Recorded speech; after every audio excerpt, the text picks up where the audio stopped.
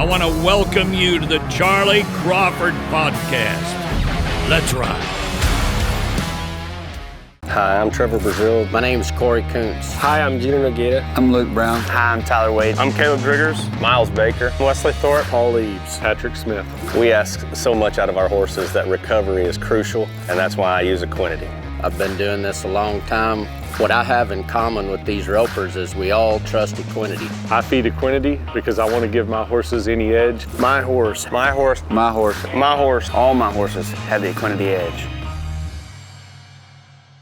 Hello, everyone. I want to thank you all for listening to the Charly Crawford podcast. This next episode, this one's a wild one. This one, we dig into it. Man, we don't leave a stone unturned.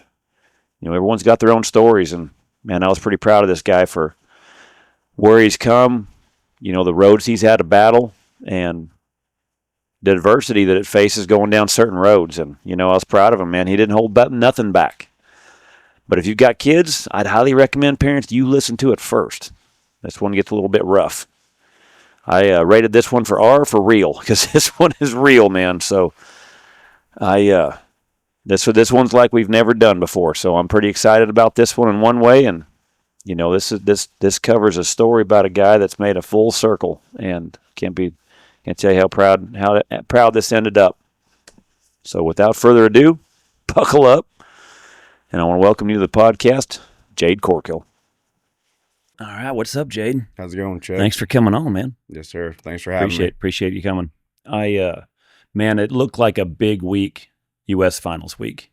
You know, seeing a lot of the stuff on social media, seeing not only just some special wins, but also, you know, some moments that look like guys got a lot to talk about. But I thought it was really cool where the win with you and Tanner Thomason in the Open.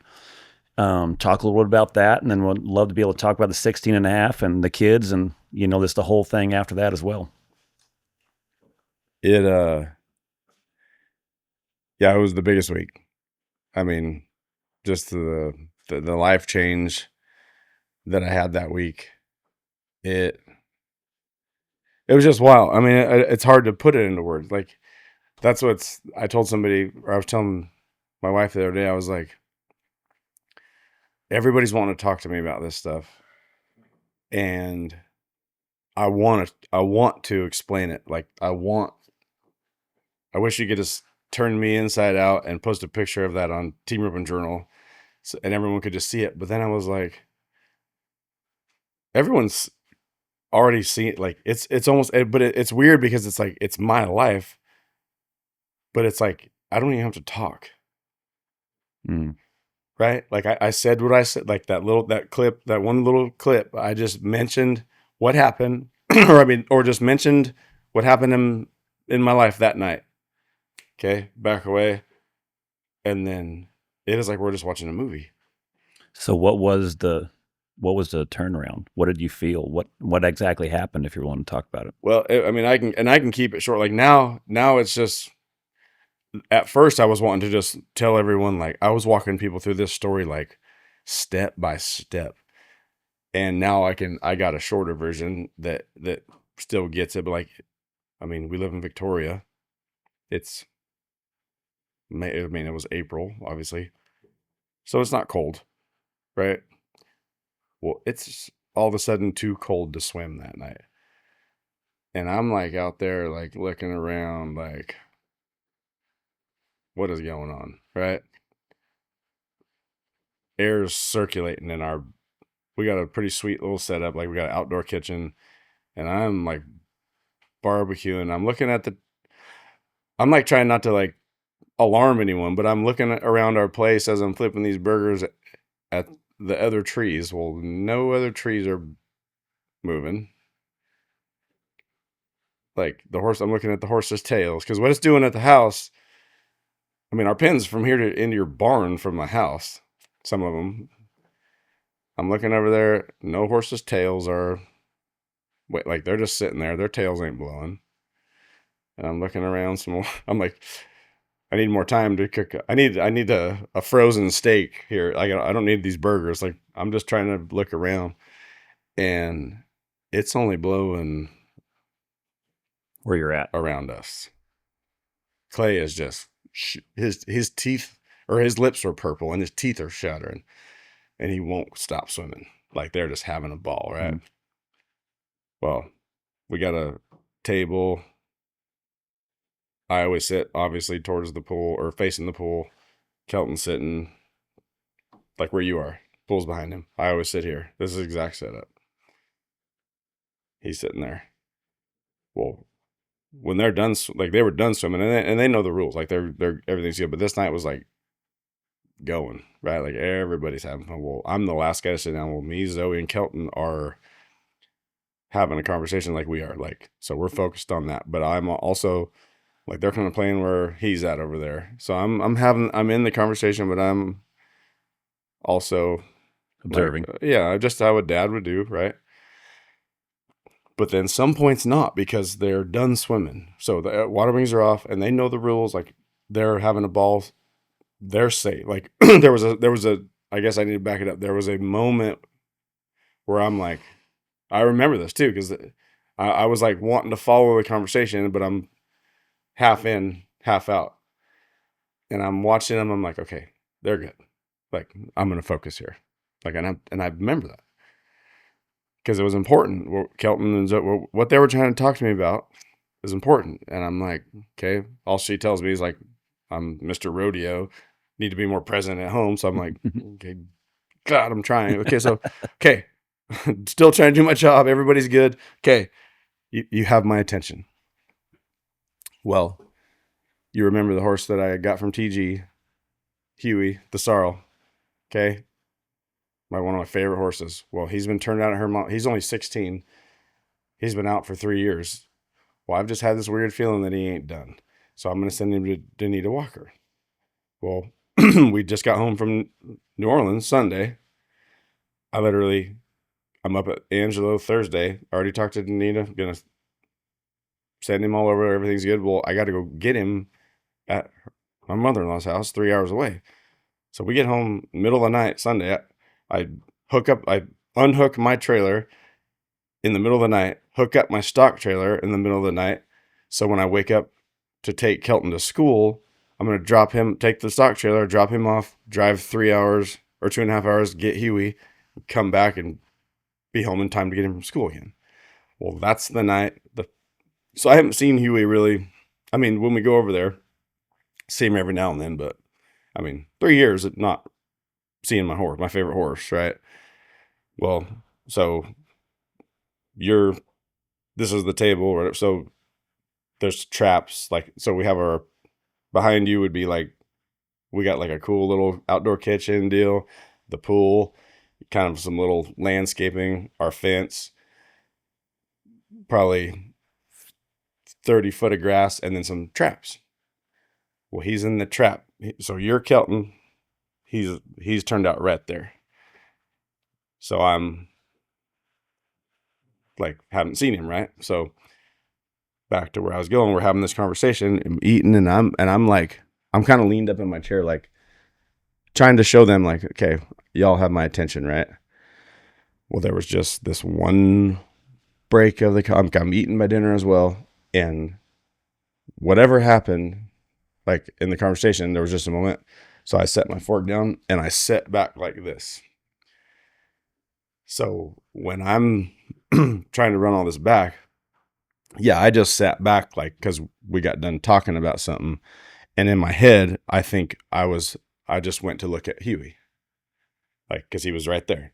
So I just looked up. Well, when I do that, I just see Braylon. I immediately know where he's headed.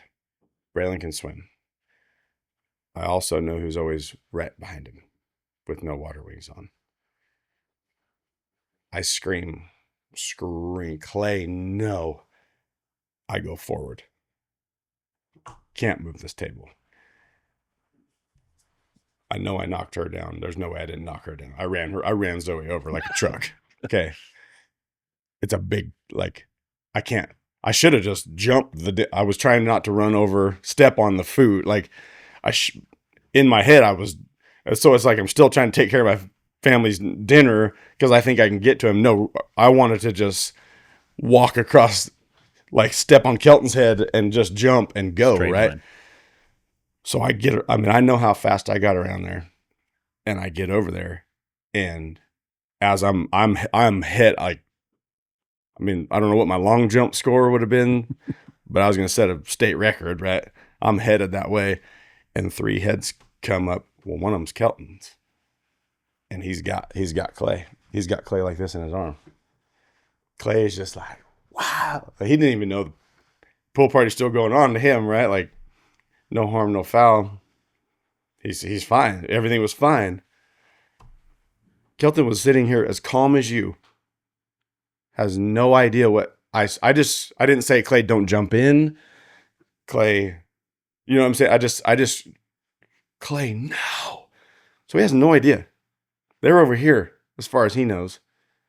And that's all he hears. And he was just gone back to the fight. Had no idea where he was going. Well, guess what else, buddy? I know when he turned around, there was no Clay. Clay was already in. How do you know? He just, right? It's new. He couldn't, if you had to be there, but just think about us right now. If Jackie screams, Journey, no, right now. Gone. Yeah. Journey, no what? No what? You don't have any idea, right? So yeah, you would take off out this apartment. Well, she might have been in the bathtub in here. You don't, right? Like Jackie's looking on the camera. Maybe she's up here, sees her go under the bathtub. You might have thought Journey. I mean, you see what I'm saying? Like there was, that's how I knew it. I'm just making this up as I go to understand. Like that's how I know that was how I had my moment. That's how I found it and got to meet this guy. So after that, what was the feeling? What was the revelation? What did it feel like? It felt like everything. It felt, I told Joe, I said, they're not understanding. You said something that's interesting too, is you said, I think if you explained it right, it was almost like you were looking at your own life from another angle. No, I saw everything. I saw my life, the flash before your eyes. It wasn't a flash though. Now everything made sense. I felt the water. I felt like I got baptized. Like that night, I literally felt you ran me through a car wash from the inside. Like they stuck me in a car wash, got the stuff inside my body, and just it's almost like those things that wash girls' hair. It felt like you just ran me through that from the inside out, and it was weird. Like at the time, I'm still thinking it's weird. Like I know my behavior here lately. Like I told Colby, this is what you're gonna laugh about this. We're warming up over there, and I'm just watching my friends who've known me for life, some things I went through, some stuff. Now I'm back here, and I'm like, these guys think I'm on drugs. I'm warming up my head horse. I'm like, just watching the behavior. I'm like, these guys think I'm messed up. And I'm fine with it. I love it. I'm loving it. I'm like, they're about to see how messed up I really am here in a minute. When I get this microphone, I'm about to explain. I said, I am high. I'm high as a kite. Just on God. That's wild. On God, buddy. That's cool. That's really cool. And it's there's funny a reason I don't hit you. I mean, yeah, I can stick. When people watch me practice, when I don't have anything up, I'm a different guy on the other side of the chute. It's not happening. Well, it's one thing too, like you said on the interview, you know what, you always believed in God, but then I just didn't know how. Yeah. But then when you get that feeling, it's wild how all of a sudden there's a transformation. I explained. I had a couple. So don't let me forget. I'm sure I won't. I need to say something about that. Jason Ritchie said to me, and then this is how I've just explained it. So in our work, like my family included, but I always can stomp them. They're always just the normal stuff. They're like, you compare everything to team roping or rodeo, but it makes perfect sense. Does it not? Everything, you can relate all these things to life, to what, that's why we have the best lifestyle in the world, is because it's just life. Life relates to what we do better than any other sport in the world. There's no other sport in the world or anything, any occupation. I'll speak for that without even, I'm not a rocket scientist, but they don't relate to life. Our world, that's why we have such a good life. Because we get to do what does everybody say? We get to do what we love for a living. It's like, see how it adds up? It's like what we love, like the life you would just love. We're also getting to play this game with it. It's like, and I've always heard that. We've always heard that, and I'm always like, that's just something sucky people say. That's the stuff that it's not about the money. No, it's absolutely about the money. It's hard to eat without it. Yeah, it turns out. Yeah, I mean, yeah, I don't feel that way, but Trump says it matters. So I can take you to dinner, and if we're gonna get arrested if we don't pay. Exactly. So yeah, no money means a lot. A lot. Yeah, money means nothing to me, but it does just. Turns out it's like blood and air. Yeah, there's air. For a man, it is, because that's our job, is to provide. Provide means eating. Provide means taking care of your kids. Right, So I've deal. got in fights with my wife over this, trying to tell me I think money matters when she knows it doesn't to me. But it doesn't matter to me. It matters for y'all. Mm-hmm. It only matters to me for y'all. Yeah. I mean, I get free stuff. Y'all don't. So when your little boy fell in the pool, and just the quickness of everyone being there, and almost it was supernatural stuff. The supernatural stuff, you could feel it. Well, because at that point in time, that things didn't add up naturally. This had to be a supernatural. There's certain things so that's what it was. So you're gonna have to just bear with me on some of this stuff. But so I can talk to you man to man as a father. There's no way you can ever convince me. You don't know exactly what your children are capable of right now, or what they're able to do, right? Mm-hmm. And you know their limits. You know what they can't do. Right. Well, guess what? So do I. Mm-hmm. And that's what was crazy to me is, and I'm going to get to all this. Like, I won't forget, like, this stuff is so easy for me to explain. All it did, do you know, I felt like the biggest dumb. I'm sorry, I'm pounding the table like Walt, because it matters. Walt has passion. I Just have don't passion. pull over and whip your horses, because everyone you think they're kicking the don't trailer. whip your horse. This is me. I'm kicking the trailer. Okay, I am kicking your trailer. My new online course, The Basics of Horsemanship for Roping, is now available. This course takes everything we've covered from the basics of roping and puts it into action. You'll learn how to properly use your left hand and feet to create clear cues for your horse, and making sure your tack fits your horse correctly. There will be detailed live run breakdowns and real jackpot scenarios. Head over to charlycrawford.training, click under the course tab, and sign up today. If you haven't picked up the basics of roping yet, check out the Basics Bundle. You'll save 20% and get both courses to help take your roping and your horsemanship to the next level. We'll talk a little about when you guys want it, because like when you're seeing Kobe kind of as he's getting stronger and his roping's kind of going, and then now being able to rope with him at the U.S. finals. Talk a little about because parenting.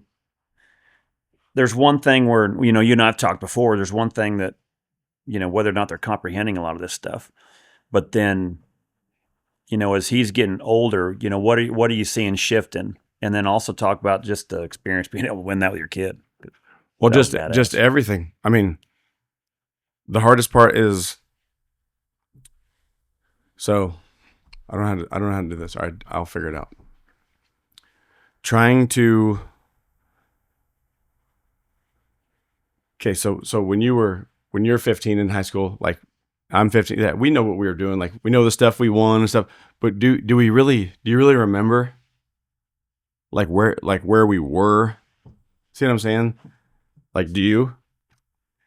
when you were 15 at the high school radios? Do you remember? I remember like how at you 15. I remember at 15 the struggles that I had was like I was comfortable around your people. The older crowd, because that's when my dad hauled me. He hauled me. I grew up roping around older guys. When I was going to high school, that's when I would nod, look at my partner, coil up, and was like, "Can you tell me what happened?" Yeah, man, the blank out face. Sorry about that, but what the fuck happened? What did we Exactly. do? How'd that go? Exactly. So Did you like see dancing anything? back and forth between like when you started becoming present, where you could see the whole run happening. Yeah, you and get to the that back was and the you're like, blank "Hey, man, spot time. Did we do it? How did we do? Can you grab my rope? I don't know where the hell it went. Like that's what I remembered at that age. Did we win? And where I'm seeing these kids now, they're getting so many reps. I think on the goats, they're getting so many reps, and they're understanding winning, being the rig with you guys. Growing up and seeing that stuff. So such a different realm than where a lot of guys grew up. Well, and so where I've had to learn is this is kind of it'll make sense when I get it told, but where it was hard for me, I thought. So I didn't grow up like Colby grew up. See, I'm just on the ranch, so I'm doing this on my own. I'm roping the goat because my parents are farming. So I haven't. This is me and my 5 goats staked out, and whoever will still go without laying down is who's getting it until my parents get home, and then the steers are getting it, right?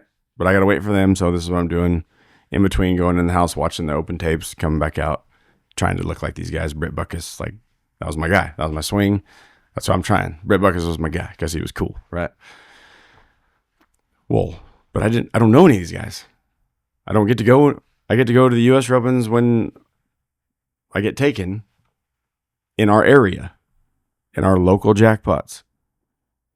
I don't know these guys. So you kind of are out in the middle of nowhere in Fallon. Well, not kind of, but not really. In the rodeo world, like Champ lives in Gardnerville now. He didn't live there then. He didn't live there then. None of these guys. So that's why it's weird for me to talk like all these guys. Like it feels like I was like Corey Kunston. He was when Reeves up with Jake Barnes in 05. They stayed at my house. He's got Jacqueline Switchblade. That was the story about when I went out there in the middle of the night in the pen, and I'm like hanging out with Jacqueline Switchblade. Guess who owned Jacqueline Switchblade? These are going to be my horses. Corey Kuntz is going to live in my backyard one day. I don't know this stuff then. But this circle of it is like I won my gold buckles because of Jacqueline Switchblade. I rode them at the NFR all 3 times that I won the gold buckles. And don't know that then. Mm-hmm. I don't know Corey's going to get divorced and live in my backyard one day, and Champ's going to move to Gardnerville, and Jake Barnes is going to move into Gardnerville and rope with my sons, and we're all going to be family. I'm just like looking at these guys like these guys are. I'm checking the ground, like make sure we're actually still in my yard, and like there's my arena, and I know they probably thought there's something wrong with me. Waiting to wake up. This kid, I think there's something like we've been to people's places or like, hey, there's something like mental or it's like this kid's got something going on. No, they probably don't. And we don't mean it in a bad way. We're just like, hey, is there something wrong with this kid? No, he's looking at us. Mm-hmm. What's wrong with that kid? He can't believe his eyes.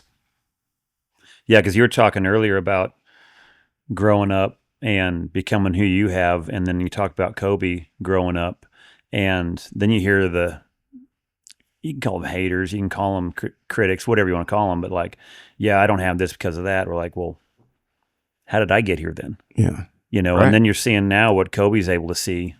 So, right. So then, two total different. And my whole life, or a whole life since Kobe's, my mom, everyone, and I'm seeing it now. They're like, Kobe's like a carbon copy of me, right? Like the baseball, he was rank at baseball. Like then it's literally reincarnation. It's everything I watched him do. He was, you remember when he was playing baseball, he was ranked. Like people are talking about him. And then he chooses rope. And I'm like, no, baseball. You didn't get hurt. Remember that? I was wanting him to go baseball. No, he's going where his dad's going. If I had gone baseball, he would have played baseball. He would have made it. So we could have maybe both went that way. Well, now my baby boy, he's wanting, no. I told him to go play baseball, then we can do all the roping we want. Like, no. I'm not in charge of him. What do you think it's making him choose it? He loves it. He wants to be like his dad. He wants to, but he wants it. He wants it, but he wants to follow he wants the life that he lived. So yeah, so that's where I was going with that. I got to choose because we're just home every night. I'm always in Fallon. I'm always at home. So yeah, we play baseball during baseball season. We rope when we can rope. We're not going anywhere, right? We're not rodeoing. We're not traveling. I'm always home. Summertime rolls around. Me and my buds, we make plans. Me and Rick, we're doing all these things, but it's all in Fallon, Nevada. That's our home. That's where so we're doing that stuff. So then when you realize when you grow up, then you get to go do what you choose to do. That's not how Colby grew up. Yeah, because you're talking two different things. And the fact of like, when I grew up, I mean, it was just, Clay came and stayed at the house and roped. I remember Mike used to come over, Leo would come over, and these guys were rock stars, and the adventures and the stuff they would talk about. And this stuff they come to town twice a year, Canby Rodeo and St. Paul. And then the other 363 days, was just Canby, Oregon. Right. And so like I didn't grow up around it. So it was like a legend to me. So like when I got out there, it was like, man, this is it. There's no better adventure to chase than this. And then some kids grow up in it and you're like, man, I've seen all this, seen this story. And rarely do you see kids want to repeat it because they've seen it every single day. So it's rare when you see the Tryons. It's rare when you see the Corkills. It's rare when you see the Northcotts. Like they've seen it, but they want it maybe worse than Dad does. It's not weird when you're that guy. Mm-hmm. I wouldn't say weird. Well, no, I understand. I get exactly. They love it. These kids all love it. You could make someone not want it. But you mean to tell me if I had played pro baseball and I want to do this today, we got to do it a little bit with Madison, to go in the players' room, in the dugout, with the whole baseball, not just Madison, the whole Giants team. All these baseball players, so it's like what we get to do for people at the NFR. It's just happening to me in an MLB situation. So now I see what they see to us. How you see what I'm saying? Like how this is going.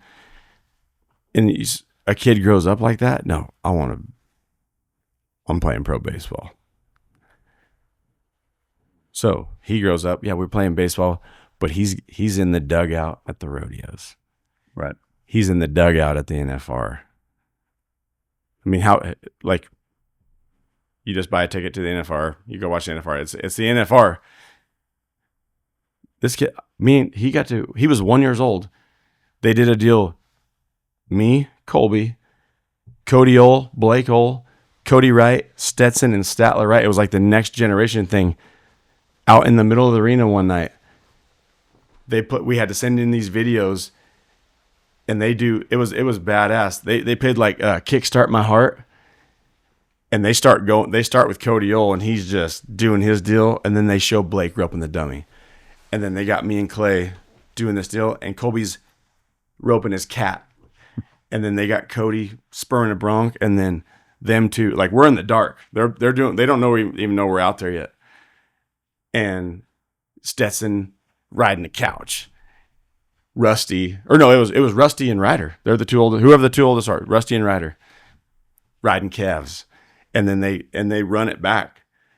They show them doing something, and then they show the dad just kicking ass, and then shoot it over to us and then the kid, and they do this deal.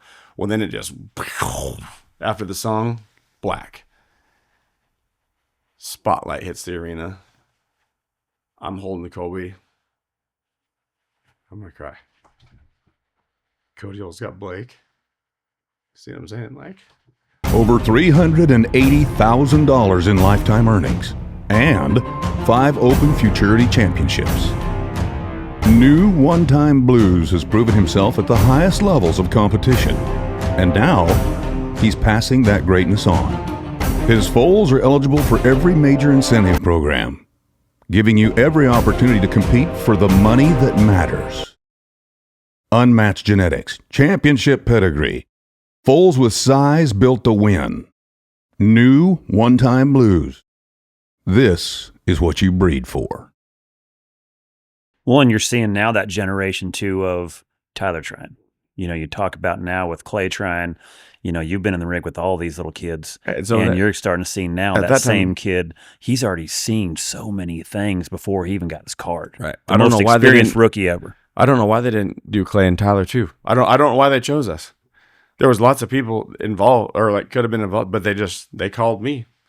They chose me. Well, it was because it was the year that I won the world. It was the year me and Jiggers that I won the world that year. I have a big frame. It's got my number, all the pictures from that year, and then in the middle, it was that year. Yeah.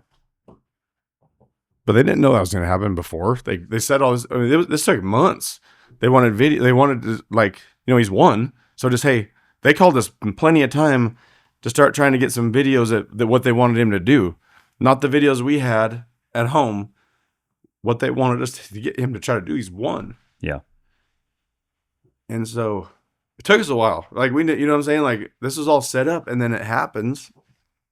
Of course he's going to rodeo. Yeah.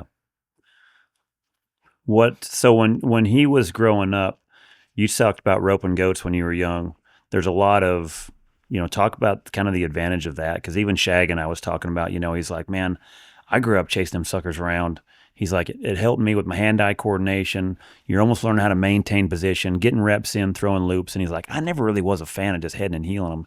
And he said, then I watched these I never did that till I cats. came back here. I was an adult when I did that. He said, I watch these cats now, and they're making NFR runs.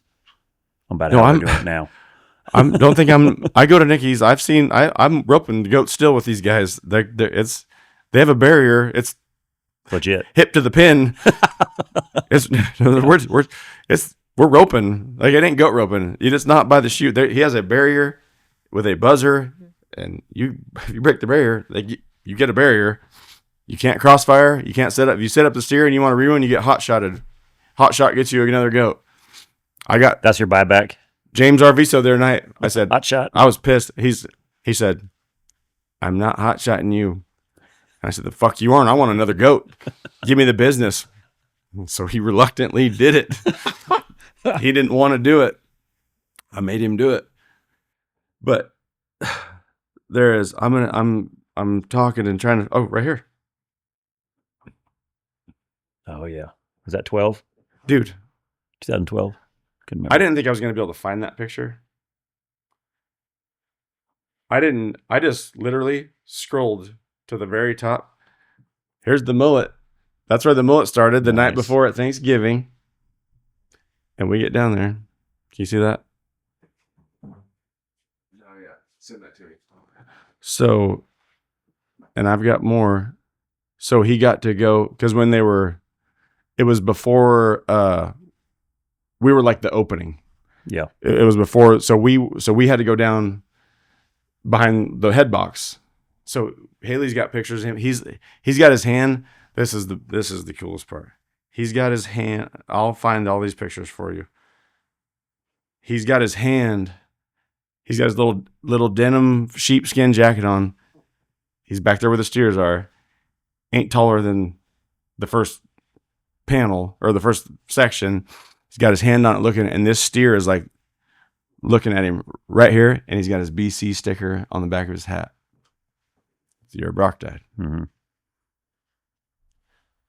So this is when we leave the NFR. If I can get it. Do you have Wi-Fi up here? Yeah. Oh. So he was born in February of 2011. So he's not even 2 years old. This is us leaving the NFR. Oh, a dollar will ship. Yeah. Say woo woo. Woo woo. Say gold buckle. Gold buckle. Gold buckle. Yeah. Are you gonna wear it? Yeah. Okay. All right. That's cool. Yeah, it's cool. And so, oh my gosh, so this is this is the stuff that's crazy to have. This is how these kids pay attention. When Patrick got at the NFR, guess who noticed it? This. And here's Patrick Smith.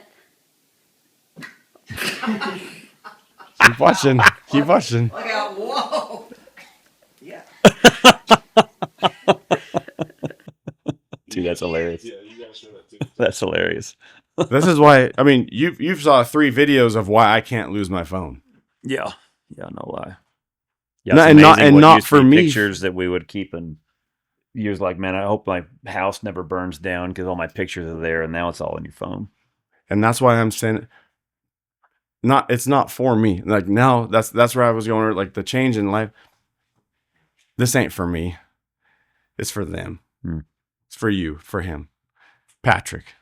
Yeah. I don't need this video. Patrick needs that video. Yeah. I don't care about this video, but Patrick cares about this video, right? I mean, Kobe and Braylon with their mohawks at Spanish Fork. That's funny. So when I'm saying, there's them at Flathead Lake. This is why you need them two on here. Mm-hmm. They're the way that, yes, Tyler and Colby and Colby are born on the same day, February 28th. They have the same birthday. So is Dave Key. Dave Key, Tyler, and Colby, same birthday. So we've always had joint birthday parties.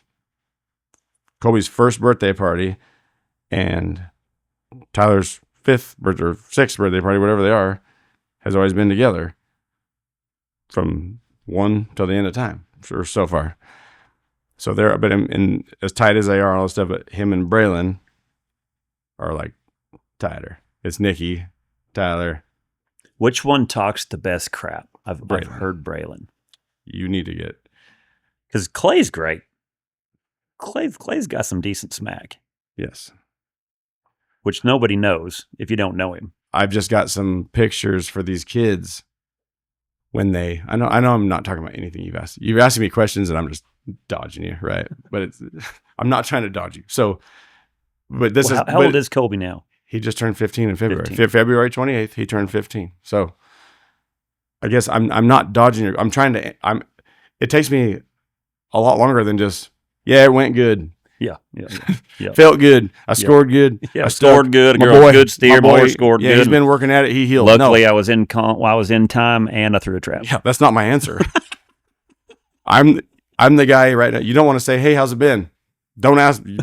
How much time you better have your helmet if you ask me, hey, how's it been right now? So I'm answering your question, but it's going to take it's going to take me a month to answer your question. So that's why I asked. That's why I keep asking, do we have time? Because when I seen Kelton win the 7.5, and when he grabbed his hat and celebrated, it looked like the 3-3 run at the NFR with Chad. Did you see it too? I would love to see. Well, I mean, I know you've seen it, but like the resemblance, like that's what I've seen. That's what he was doing. That's exactly the same. The video that I posted the other day of him healing that steer on Ice Cube, when I said, holy mackerel, that's because of him. Not while he was roping, but how he ropes a dummy in the house. He knows the whole thing. He says, here they go. They need this. They're going to win the round. 3-3, new world record. So it's been. He calls him Beaver Joe. Him and Beaver Joe, they're buds. This celebration's been building for a minute. It's a lifetime celebration. A reenactment of lifetime. So this is what I get the other day. They sent me this yesterday. This is him at the Cody Johnson.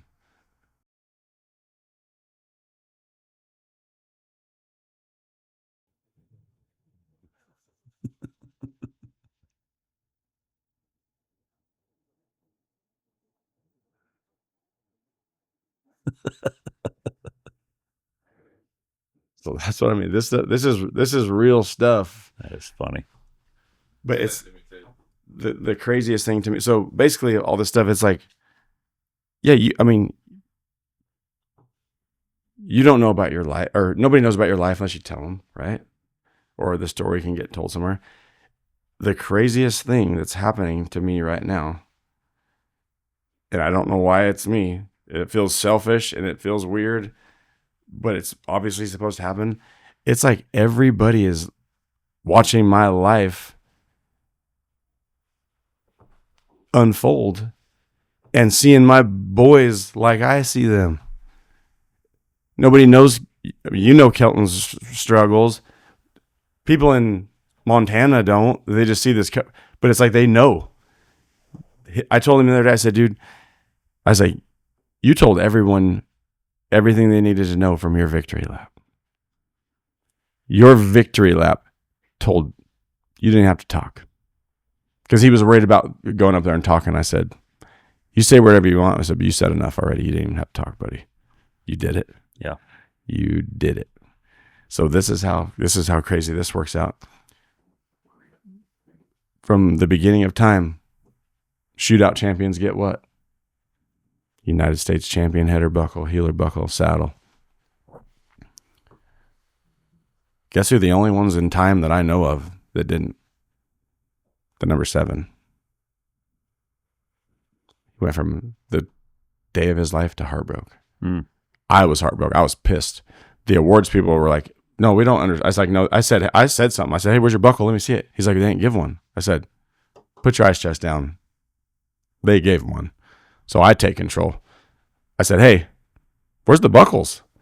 She's like, well, yeah, I was just wondering that too. She's like, they didn't give us. She's like, let me make some phone. Like, no, I know that ain't right. Like, let me hold on. And out of all numbers, they would appreciate it the most. Yeah, I don't need a buckle. Me and Tanner don't need one. Like, obviously, we want one. Like, whatever. But not as much as a 7.5. That's probably their first wins. Right. So, I'm pissed. Not pissed. Like, I'm still stuck where I'm at. Like, everything's fine, but I'm pissed for my kid. Like, this is bullshit. Yeah. So there's a lot to process here. Like, I'm like, all right, fuck these guys. We'll be fine. I said, you still got it. So we go through the deal. Like, I'm wanting not to ruin his day. Like I said, no, you are happy. Everything is fine. Like, doesn't matter. Forget it. Let's go. So we go do the thing. We get home. Like 2 days later, we're going to go to dinner. Well, I'm going to wear my shorts. There's this awesome seafood place there, and we always go. It's like Randall Eggenmeyer meets us over there. We all hang out. It's like outside dining. Well, it's hot. So I have a shirt on like this. My shorts are in my living quarters. So I put a shirt on like this, my underwear, my socks and shoes, my hat, headed out the front door. Bella and Kelton freak out. They think I'm headed to dinner like this. I'm like, no, you idiots. I'm going to get my shorts. They're in the trailer. So I was like, I said, get in the car. Well, Bella gets in the car. Well, Kelton follows me to the trailer. Mind you, I don't even realize, like, this has been a whirlwind. Nothing's unpacked, whatever. So I just get in there, go in the bathroom, get my shorts, put them on over my shoes, like put them on, and I come back out. Well, he's just sitting there on the ground, and he's got me and Tanner's open bucket. It was sitting, I had a brand new box of ropes in there, and I guess I just set it on that, just throwing shit in the trailer. He just follows me in the trailer, immediately grabs it, he's looking at it, and I come out of the bathroom, he's like, dang, Dad. He's like, you were right. I said, what are you talking about? He's like, that's as good as it gets, huh? Like, that's, the buckle's him, is what he said. He said, that's as good as it gets, huh? And it hit me right then, dude. And I said, well, this is a 2-part thing. I said, yeah, that's as good as it gets, especially at your age. And I said, that's also yours. That's your buckle. I can handle that for you. There's your buckle. So now, in a way, I'm glad. Like, now I know why they didn't give them to the only. I did the math on this the other day. 395 shootout champions. Should have been 396 buckles. There's 395. I did the math on it there. I was that pissed on the way home. I'm serious. That's the number. You can do the math yourself. I'm right. It's because I was supposed to give him my buckle. Because the first thing he said to me when I got out there, he said, we did it, Dad. I said, bullshit. You did it. You did it. I said, I know we did it, but no, we did it, but no, you did it. Yeah. You did it. So you got the buckle on? Nice. So do I. Header. Nice. I have a United States champion. Yeah. Header buckle on. Colby has his on. So this is it. He's like, hey, Dad. He's like, because that was his first bullet. He's never entered the U.S. finals, first roping. He's like, anybody ever won the shootout their first time? I was like, well, maybe. I said, obviously the first U.S. finals, the first roping, that guy did. And I said, but somebody might have won roping at their first U.S. finals, like 15, 14, won the 13. I said, first bullet, I don't know how many, but I will tell you what I can probably confidently say. No father-son has won 4 buckles in the same year at a U.S. finals. Open 16 together, 7. Yeah. That ain't happened. Yeah. I don't even have to check the stats on that one. That one ain't happened. He's like, so we're like the first ones in history? And I said, mark it. Can I just keep going? I know I'm not answering your question. Good. But I've got some stuff that needs to be explained. And I want the world to know this because it's going to help people. So, and this is going to be hard for me to talk about a little bit, but it's not. But it's what it is. I've never, you knew me as a kid. Like, you know what I was, right? I remember saying my whole life, I'll do anything in the world, but I'm never going to do drugs. Like drugs. Yeah, I drink. I like to party, but I've seen too much stuff already at this point in my life. I'm like, I'm never doing drugs, okay? No matter what. I'm never doing drugs.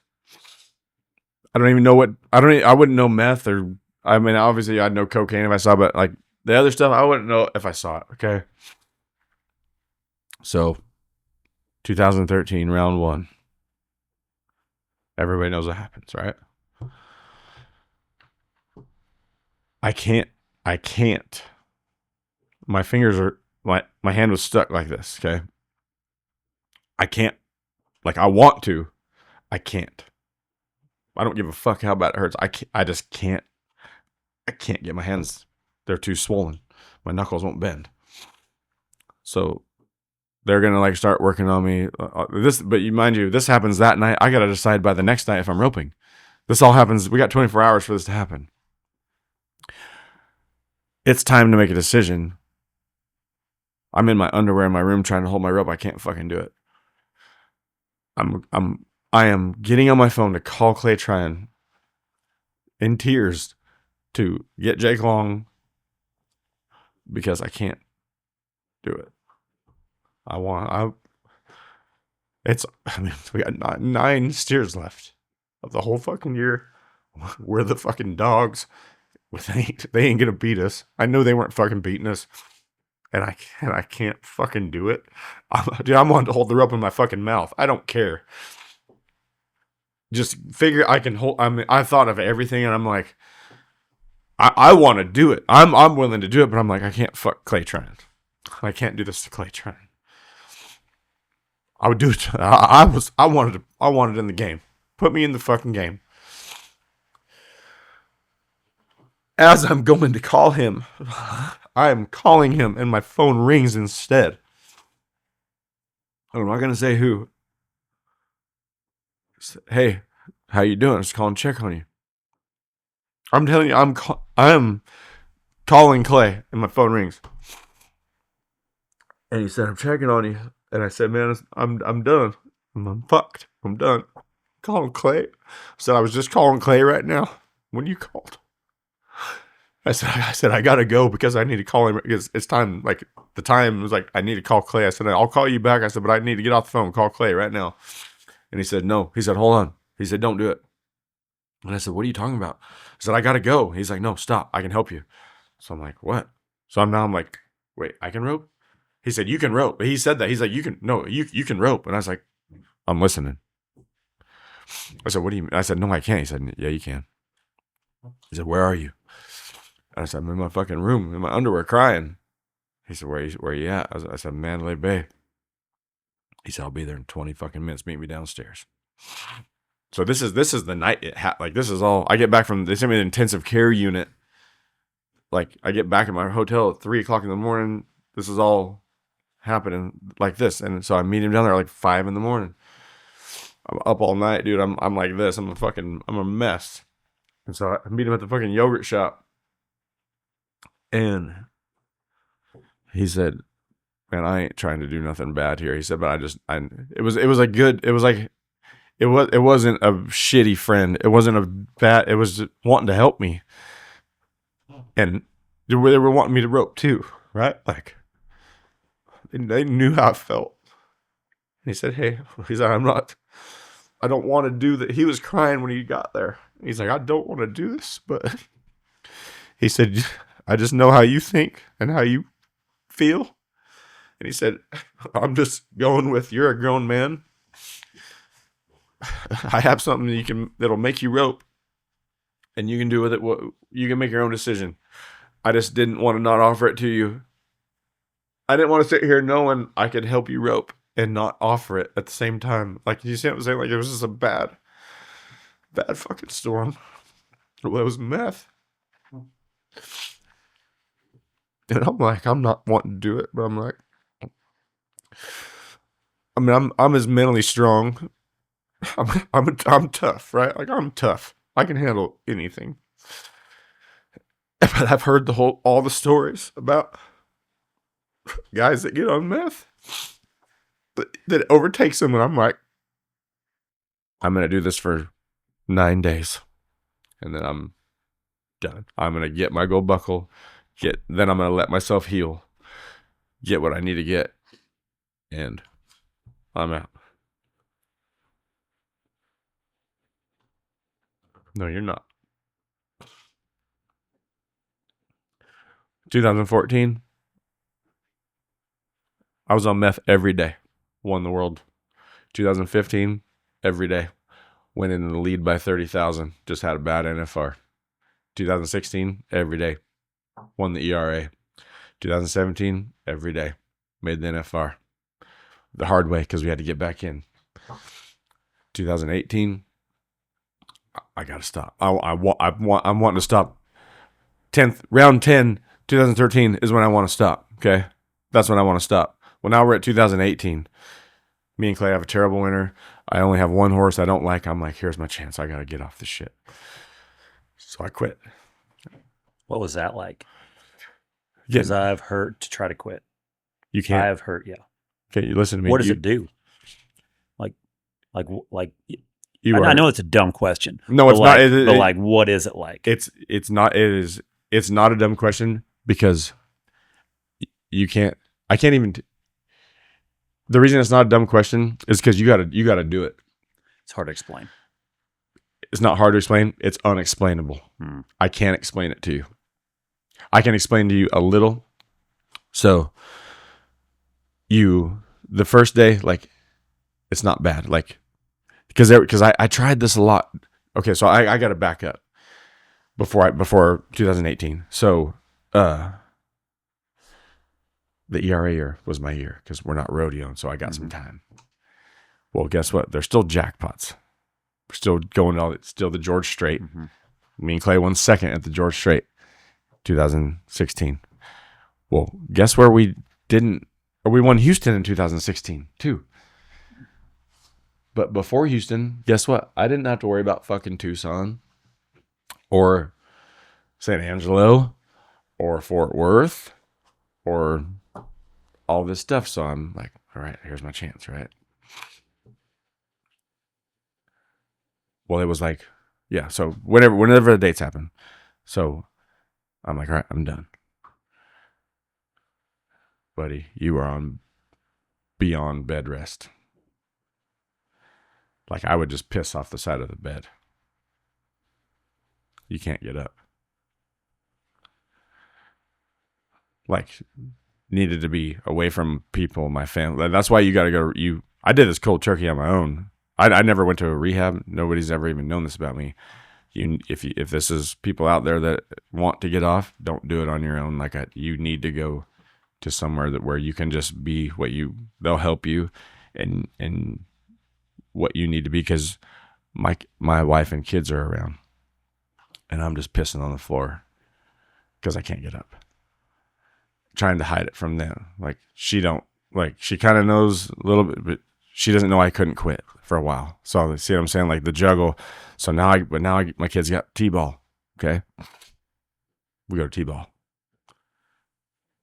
I'm the T-ball coach. Do all this stuff. So, okay, now we're done. Now I'm done. Now I'm going to start. Like, okay, I'm going to try to get, because mind you, at this point, I don't know how long it takes. I don't know that it takes, like that I'm still today in recovery, still struggling. Not struggling, I'm so much better, but not perfect. Okay. And so I don't know anything. I'm thinking like, give me a couple days. Kiss my ass. So call Clay, hey man, I don't know what I got. I don't know if I got pneumonia. I can't go to the jackpot. Like, but it's okay that I don't go to the jackpot. Like Ryan Moats' 6-header. Like, yeah, I want to go to all these jackpots, but I can miss that one, right? Okay, so we're going. So I'm sick. Can't go.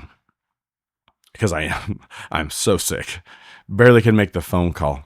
Okay. Like, can't. My phone's sitting right there. I can't reach it. I can't get it. It's sitting right there and I cannot get it. So, yeah. Well, then guess what? Now I'm up at Houston Friday. We're sitting here like this. I'm up at Houston Friday. And you can't move. Got to go to Houston, right? We win Houston. 50,000 a man. Didn't count. So that's where we got to go that year. Come home from Houston. The George Strait's the next week. Okay, start over. I drive home from Houston Saturday night. I only did it to get there and get through my run. We leave there to head home. I know I'm going to get home. It'll last me until I get home. Start tomorrow. Like, it runs out. Like, so that's the shitty part is like. How many days does it last? Like. Oh, doing it? Yeah. Like one. Well, I guess so. it comes to hit. So like when you do it, it gets you there. The first time. Gets you back home. No, the first time you're there. You do it right now. The first time I did it, or that, I was up the entire NFR. So that was just one, however it works. Because that's what I've heard is a one time. It is so. I thought the stats of being able to get off of it, from what I've heard, is like 0. So bad. So okay, yeah. So that's the stuff I've even forgot. Like I just know where it got to what I was doing, because you build a tolerance. Like I have a very high tolerance for like pain pills and stuff. Like if I get hurt, like the doctors won't even prescribe me what like when I'm telling them what I need, they think I'm like an addict. No, it's just what I need for it to work. Like it doesn't work unless I take this much, like to get some relief, right? So, but the first time, so that night of the first round, I'm like, he's like, well, you need to try it now, see if you're gonna be able to do it. And I'm like, just one side, not both sides, just one. I'm ready to run that bitch right now. Even though my hand's still not working. So I still got to go to the sports medicine and do all these things. So now I'm trying to regulate myself, not show anyone that I'm on meth. So see, like, so the things I'm having to regulate, now I know I was what they call a functioning addict, right? Like, so there's guys that can do it, right? I was one of those guys. So we get home from Houston. Or what I was saying, so no, the one hit at the NFR the first time. So we're going into 5 o'clock in the morning of round 2. I don't think I took another one until about round 5. Eating yogurt. The lady at the yogurt shop, I would go up there and I would order like 4, or I'd get 4 things because she knew I had Haley and Colby. Well, I would get like 4, so I would take them up in the room, and I would just like put them in the freezer, so I didn't have to just keep going down there. And that's probably the only thing you need on it, then I guess, because your appetite, I guess, is not there. No, I lost weight. I was skinny at the NFR. I was skinny that next day. Skinny. You look at 2013, round 1. I mean, I was thinner then. Like I was fine. Round 2, I got the video. You watch me back in the box, huh? And I'm thin, and then I get thinner and thinner as the week goes. I can show you all these pictures. It all makes sense. I'm sure people knew, but I don't think they know, right? And I'm sure a lot of people didn't know. Clay Tryon told me he is, and this is where I owe so many people apologies.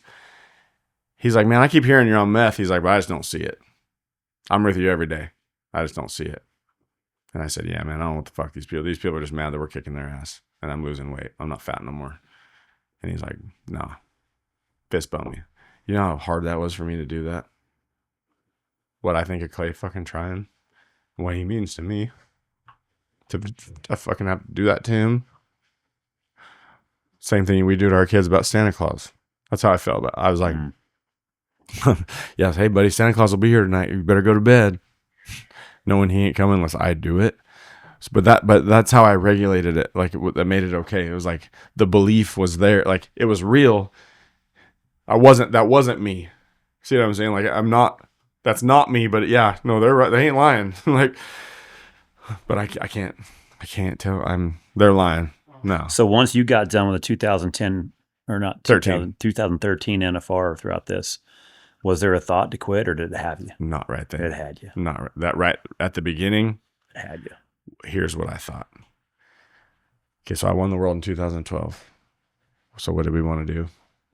9 in a row, right at the time. We're taking Rich Skelton on right now. So I'm working. So what do you want to do? Not finish lower than you did the year before? Well, I have nowhere to go. I have to win it or I did worse. So here we go, buddy. There might have been days. I might have ran 400 steers in a day before. Like, I know it's astronomical. That's unbelievable, but I had the horses, did I not?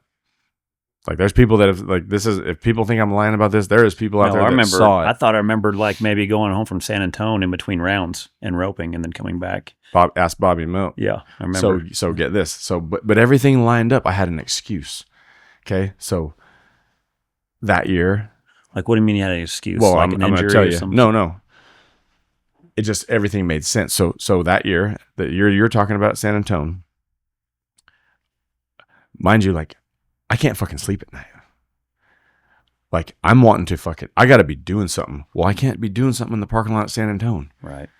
So I'm just out my trailer window, like, wanting to play Army or Star Wars, but I'm by my fucking self. Well, guess what happened that year? Haley's pregnant with Kelton.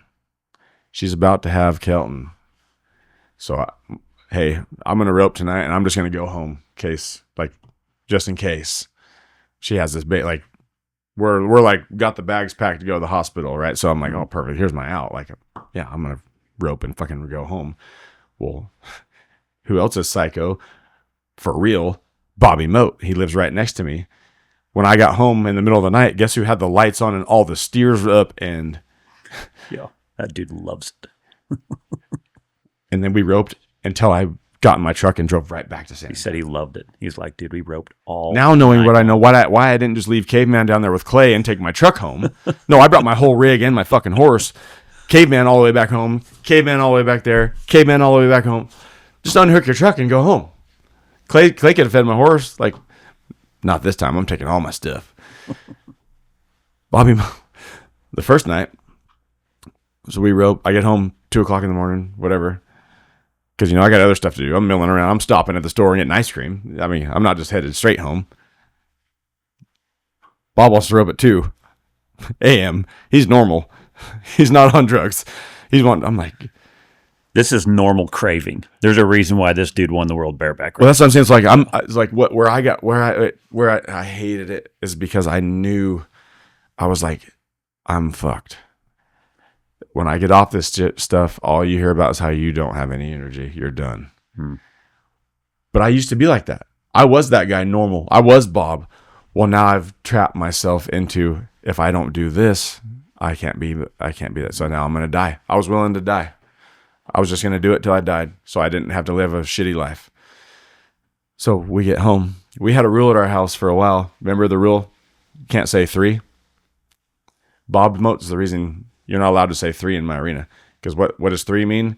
The score gate and the pre-first shoot. 3. This fucking Bobby Moat wouldn't stop saying it. He wore us out with the score shoot. When Bob nobody's saying anything to Bob, but Bob, you need to know when you left our house, if anyone said 3, they got punched. You count 1, 2, 4, 5, 6, 7, 8, 9, or get what's coming your way. We didn't even celebrate our 3rd birthday. No, we don't have 3rd birthday parties because of Bobby Moat, and he needs to hear that. I want him to know. I want him to know it's me that said that. Bob, we got a wrestling match to do because of you, and I'm gonna win.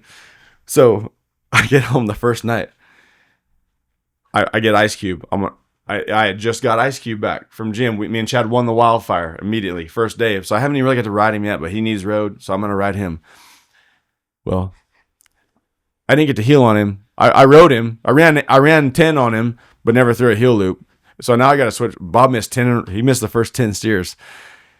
And so I'm like, hey, I said, hold on. This is where I should have just killed Ice Cube, because what set Bob off was that I'm switching horses and I haven't thrown a heel loop yet. But so I chose the wrong horse for the situation that was coming. Bob said, you're not getting off that horse. And I said, no, not yet. No, I was just letting you know I'm about to switch. I said, no, he's good.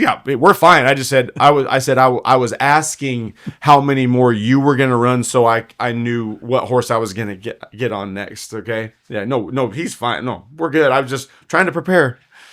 I'm like, fuck. No, I didn't want to run 10. I ran 10 just to be nice.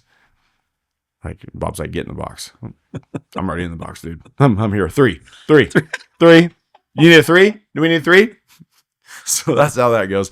But it was awesome. Like, I'm learning from Bob. Like, we're just that guy. So we rope and we dog around until I got to leave. I leave the second I got to leave.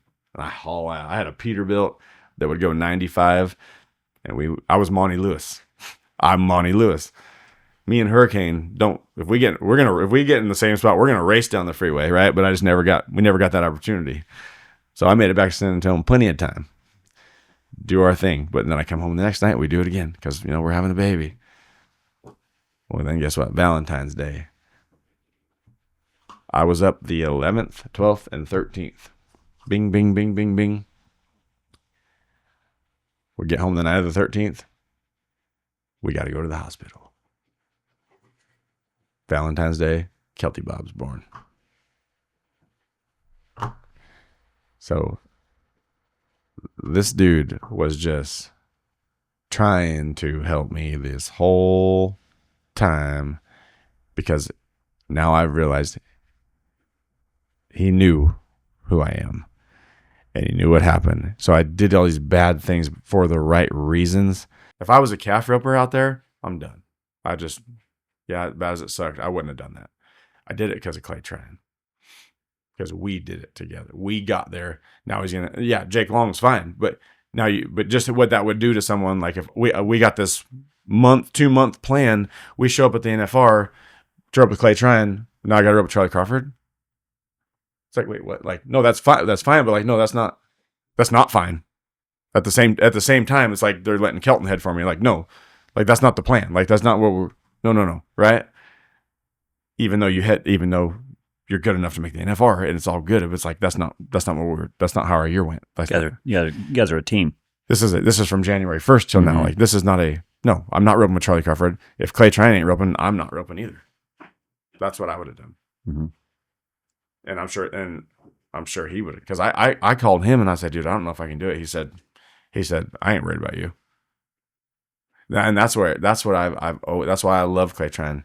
All the times that I was struggling, and I'd be like, man, I said, I'm sorry. He said, I'm just doing my job. He said, I ain't worried about what you're doing. So he said everything you need to say, right, without saying anything. Like, he didn't have to console me or tell me like, no, you're doing good. He just told me like he didn't care about me, but I knew he did. He's like, I ain't worried. He's like, I got my own problems. He said, I ain't worried about what you're doing. So I'm like, well, he's not cutting me, so that must mean he's got he thinks I can handle my side, right? Is how I took it. He's not worried about what I'm doing because he trusts me 100% to make the right decisions for him and his family. So then you said it was around 2018. Was that about right? So now we're trying to. That's the first time I quit rodeoing. We didn't have a good winter. So I'm like, okay, I'm done. So I tell Clay. That's when he roped Travis Graves again. They take off. So I was home. Well, guess what? I can't get out of bed. So every time Is this kind of the first time since maybe that you tried? After I realized there was just certain things going on, because every time I was going to do it, well, then life's still going on. Yeah. There's never I know a week didn't work. So if there's a week Okay, I just got to keep going. Like we hit to the point where we got to, like, now I'm realizing, like, we got to get to a month. I got it to a month. Okay, well, I don't have a month anymore. So yeah, if you're rodeo and you don't have a month. Now I don't have a month. So away we go again. And then that's kind of what screwed me for a long period of time. Was once I realized I needed at least a month, I just said, fuck it. I don't have a month. I'm never. So 2018. Now we're gonna try it. 2018. I decided to create my own month. Okay, because I knew, mind you, at the same time I knew all these things I knew. So, like, nobody else knows what's going on, but I know what's going on. I'm trying to get out. So we go home. We go to my family's. We're gonna spend the summer at my family's like I did when I was a little kid. So going back to Fallon. Mm-hmm. We went to Fallon. Colby, Kelton, me, Haley. We're just gonna go home for the summer. We're not going anywhere. We're going to go back to my old childhood for the summer. Let them play with their grandparents. Well, guess who's not playing with anyone? They don't know what's wrong with me. They're like, we need to get you to the hospital and stuff. I'm like, no, I'll be good in a couple of days. Like, I said, I know it looks bad, but I was like, I really feel like I'm getting better. Like, so now I start getting better. I had that. Okay. This will answer your question. How bad is it? You go a month and get you a bump, it don't even fucking get you out of it. That's how bad. You start getting better. Okay. You start, like, when you have the flu, like, man, the first day you can kind of get outside and, like, so it's like you can come outside for a minute. Well, no, it's not like the flu. I'm just saying, like, when you have the flu on your own and you start getting better, like that first day that you can kind of, like, you might walk outside to watch Jackie rope and you watch her score the first one, and then you turn around and you go back in the house after a hit with a month off. So I'm like, I got to tell these fuckers or I got to keep going. So we're back here in a few days. So now we're having, but life was good. We're just at home living. Everything was great. So because I had problems in my marriage because of this. That was why I want to fix my marriage with my wife. I didn't want to be doing it's not me doing the things I was doing. Okay. But I had to be I was so busy. I'm at the barn all night. I put my kids to bed and then I go outside till they wake up. They don't even know, but I'm fucking busy. My wife's asleep. I'm just busy. I'm running out of stuff to do. So girls are trying to hit me up all the time. What are you doing? I'm sitting out here in my barn by myself. Where are you at? Want me to come over? Yeah. Come hang out. Drive in my house. Hang out in my barn with me in the middle of the night when my family's in the house sleeping. Yeah, I mean, you have no idea of how hard this is for me to say, but it's just the truth. Because that's all I've heard is that stuff with straight Satan. Like it's the devil, dude. It's the devil himself, with no disguise. The devil can't do shit to this stuff. Okay. So I'm trying to get to the end, I promise. So yeah, I tried to fix my marriage in 2018. It's going better. I don't have a horse. Well, into 2018, Travis wants to sell Huey. I ran one steer on Huey at Redmond, Oregon. We and Clay flew up there in 2000. It was 2016. It was the ERA year before, or no, the year before that. We flew to Redmond, roped. I ran one steer on Huey. I was like, damn. I always liked him. I'm like, no, I need that horse. I told TGA, I was like, because I knew he kind of didn't like it. Whatever it was, he just had trouble. You ever want to sell him, let me know. He went till 2018. He was up there in the Northwest. I'm not rodeo. And he said, hey, I'm going to sell it. Patrick's wanting Huey. I said, no, he's mine. Yes. I'll send you a check. Or I'll take Tamika. She was home. I said, I'll take Tamika the check tonight. Well, John Harrison. So me and Lovell are going to enter like Abilene, Decatur, amateur rodeo. We're going to start going to some stuff. John Harrison, the clown from Puyallup, has his paint, his act, and Huey drives up to Sulphur, Oklahoma. I go up there, pick him up, drive back to Decatur that night with Lovell. First rodeo, win Decatur. Win Abilene. Win the first round at Abilene. Win third in the second round. Win the average. Go to the spoke roping in Arkansas. Win the truck. Like, we're back, but we're rolling again. Now I got Huey. I still got the horse I rode in 17th NFR. We got Rosie. Like, so all of a sudden, that was just one of the things, like, you know, you've been through it where it's like, man, I don't have a horse. And then all of a sudden, this one horse made me have 2 more that I didn't even know I had. Right. Away we go. So me and Level. You're with you and Level. So we don't really know if we're gonna rodeo, but we're gonna go some. Like we're gonna go a little bit. So 2019 starts. We went to just like the Rosenberg Hempstead deal. We're gonna try to get in. Well, guess what? We get into everything. Houston, Austin. We win them all. We're just kicking ass. So we're going. Well then, I'm like, oh, Level didn't want to go to California. That's the year I grew up with Luke Brown in California. We won everything. We won 3rd at Logandale. We won Oakdale. We won the Brock Cresta. We won 3rd at Red Bluff. And his dumbass missed the books at Clovis. So we went down there for the jackpots anyway, and we kicked their ass at the jackpots. I won 50,000 jackpotting, 17,000 rodeoing in California that year. Without Clovis. Without Clovis. So we're headed back. I get a text from Clay Smith. Hey, who are you entering the BFI with? This is when the BFI's in Reno, still in June. This is April. I've talked to Clay, but I haven't talked to Clay yet or about anything. Just weird. Hey, who are you entering the BFI with? And I said Level, texting back Level, and I'm driving, and I'm like, because mind you, he won the world in 2018. He's the dog right now, right? So I'm like, jokingly, I said, unless you need a partner. He texted me back, no, that's what I was getting at. Had I not sent that back to him, he wasn't going to say, do you want a rope? When I said Level, he said he was done. But when I sent back, well, unless you need one, he said, well, yeah, that's what I was getting at. So that's how that happened. So here, away we go. We had the world. I missed the 9th one on the fence. All we had to do was catch the 9th and 10th one, get a time. We both win the world. Our 9th one goes over there to the fence.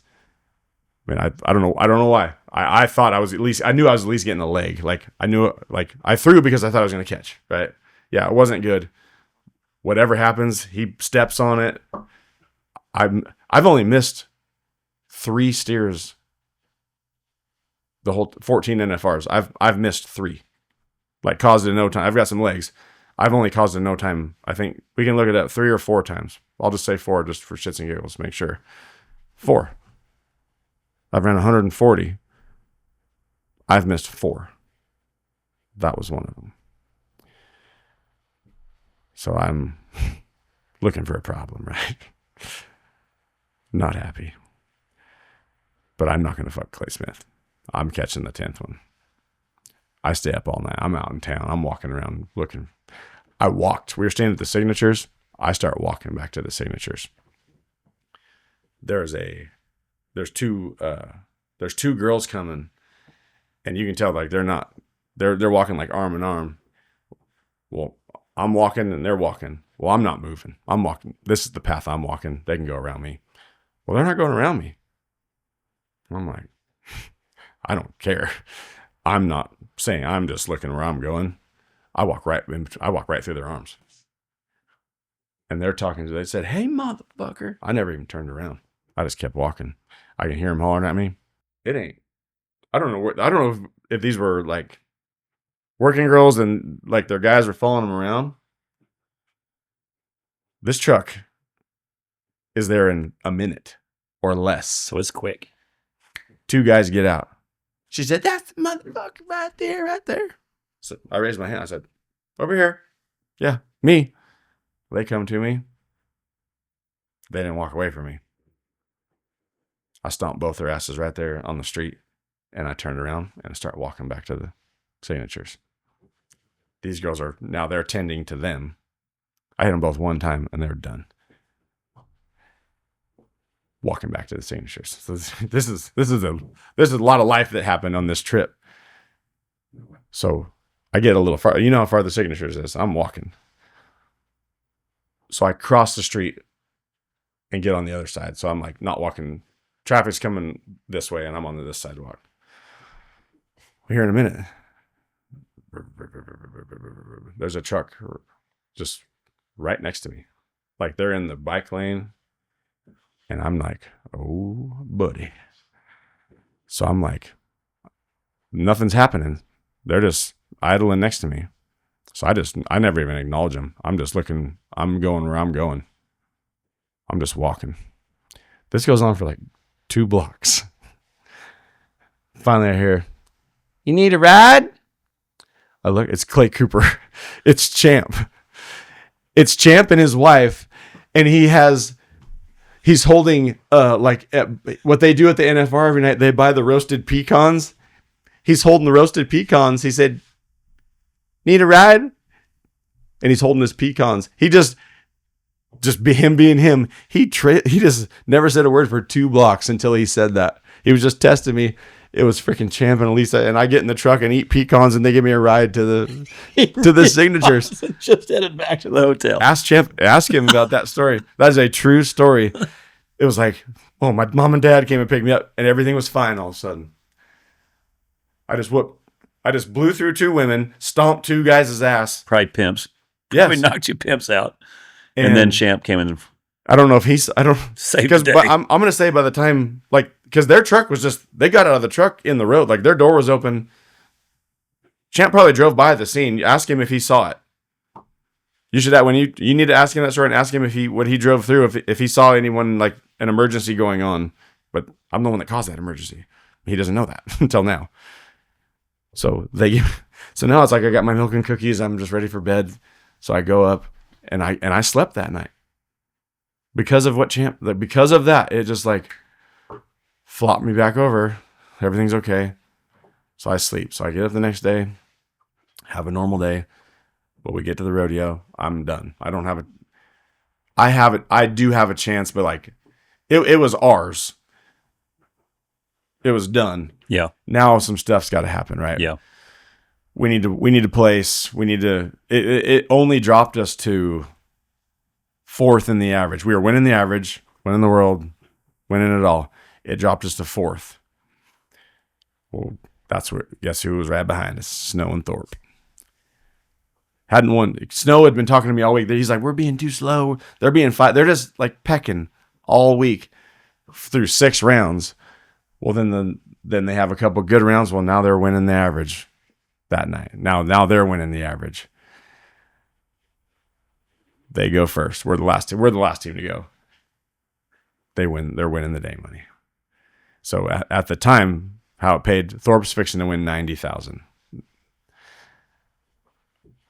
So I gotta win the round. I think he beat me by, we'd have to look it up, 10,000. So we go try to do our deal. So basically I gave that one to you, Thorpe, because I didn't try to win it. I tried to win it for Clay. When we backed in there, if we won, I think if we won 2nd in the day money, I would have won it. Well, we had to win 5th or better in the day money for Clay to win it. Well, 5-3's winning 5th or something. So I'm done. I'm eliminating myself. That's how I used to, like, I'm punishing myself. Like, I'm not going to try to win it for me. I already messed it up for me. Clay did his job. I'm like, in my head, I'm like, I'm going for him.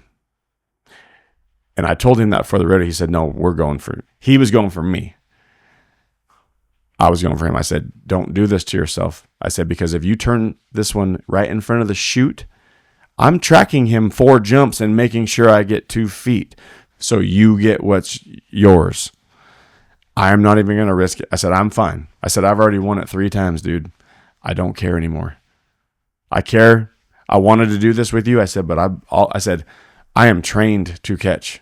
I tell people all the time, I dare you to tell me I just have to catch the steer. You're done. And I didn't do that. So if it works out, this is before the rodeo. We don't know if Thorpe's winning the day money yet. I said, if it works out, it works out. But I said, the ball is still in your court. Because he started the year with somebody else. I don't remember who, but they kicked ass that winter. He was like 40,000 ahead of me when we started roping. So he was playing a different game. And I said, it last night didn't even affect you, really. We don't think, unless Snow wins the day money in the average. That's what we already had it figured. If Snow won the day money in the average, we had to win fourth in the day money for Clay to win it. So really, depending on how day money goes, might not affect you, whatever, blah, blah, blah. Well, then that's what happens. They're winning the day money. They're winning the average. I'm like, oh, fuck. Well, what's the day money look like? Okay. There was pretty tough. 5, 3, 6 flat. And we're like 6 flat is winning 5th, and we're the last team to go. I'm like, Go knock him down. I'm not going to get to do this, but that's okay.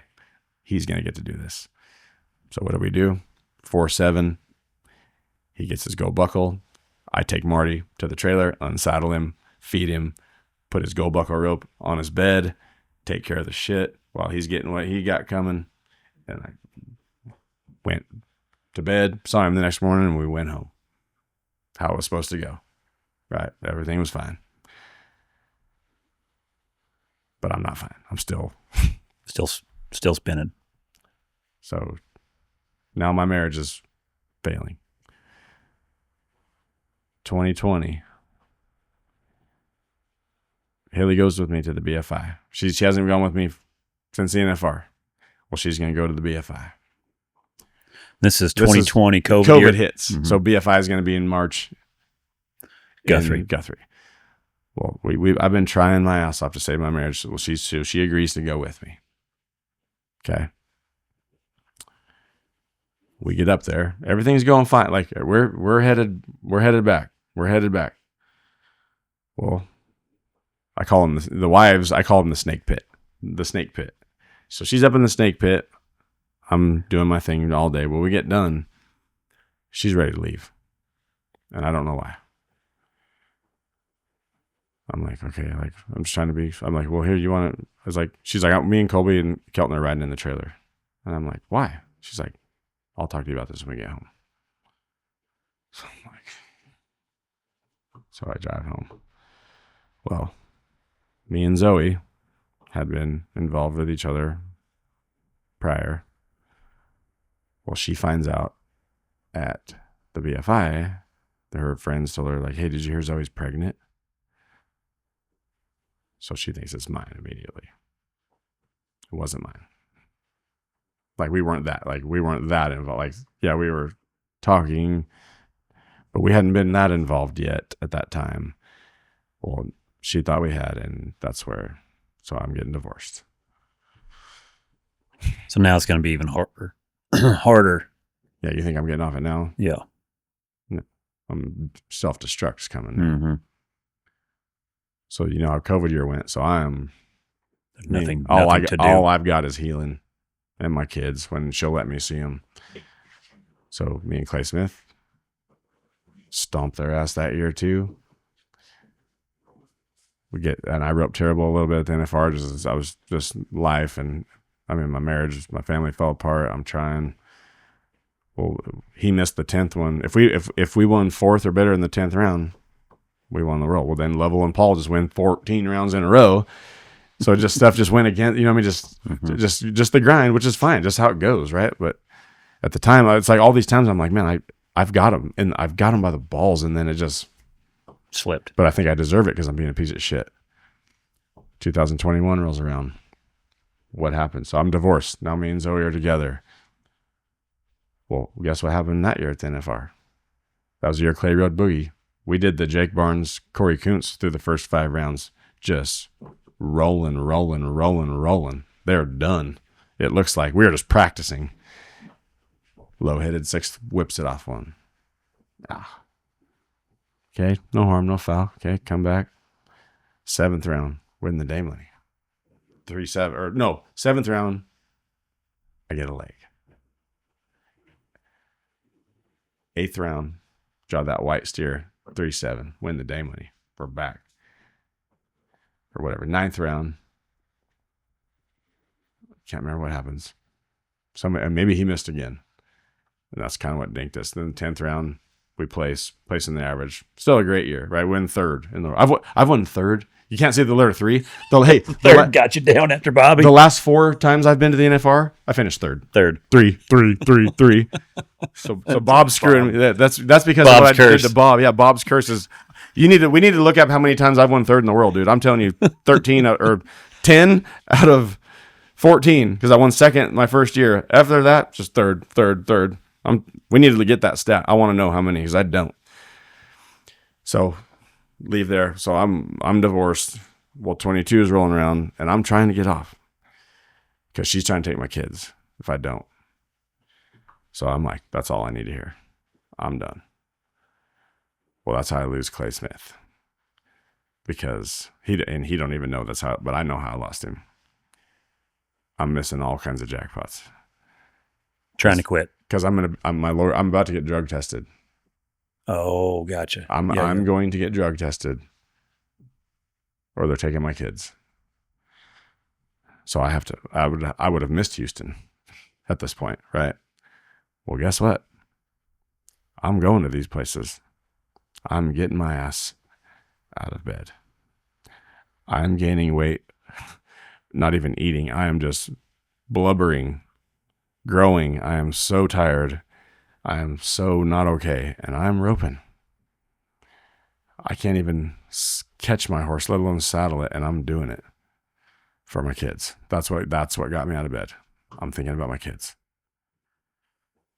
Well, so Clay's had enough. Like, he doesn't know what's going on, but like it's not going on.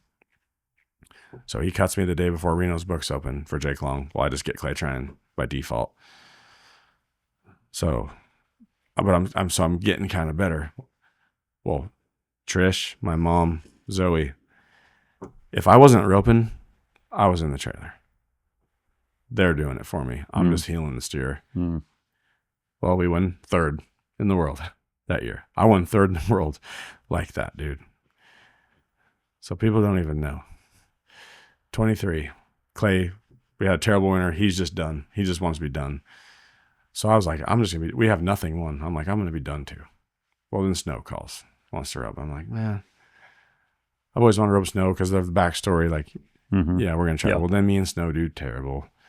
I'm fat. I'm struggling. I put rubber bell boots on Champ and I just left him on him all summer. That's all. That's how he got rodeoed on. I didn't put a splint boot on that poor bastard, dude. He went in rubber bell boots from the time I left till the time I got back. And it's on video. This is none of this stuff. Any of this stuff that people think they don't believe, just ask me and I'll send you all the info on fucking video.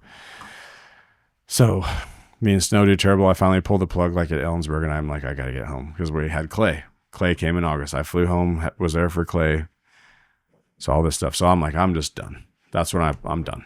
I got to get better, do my stuff. So 2024, I don't rodeo.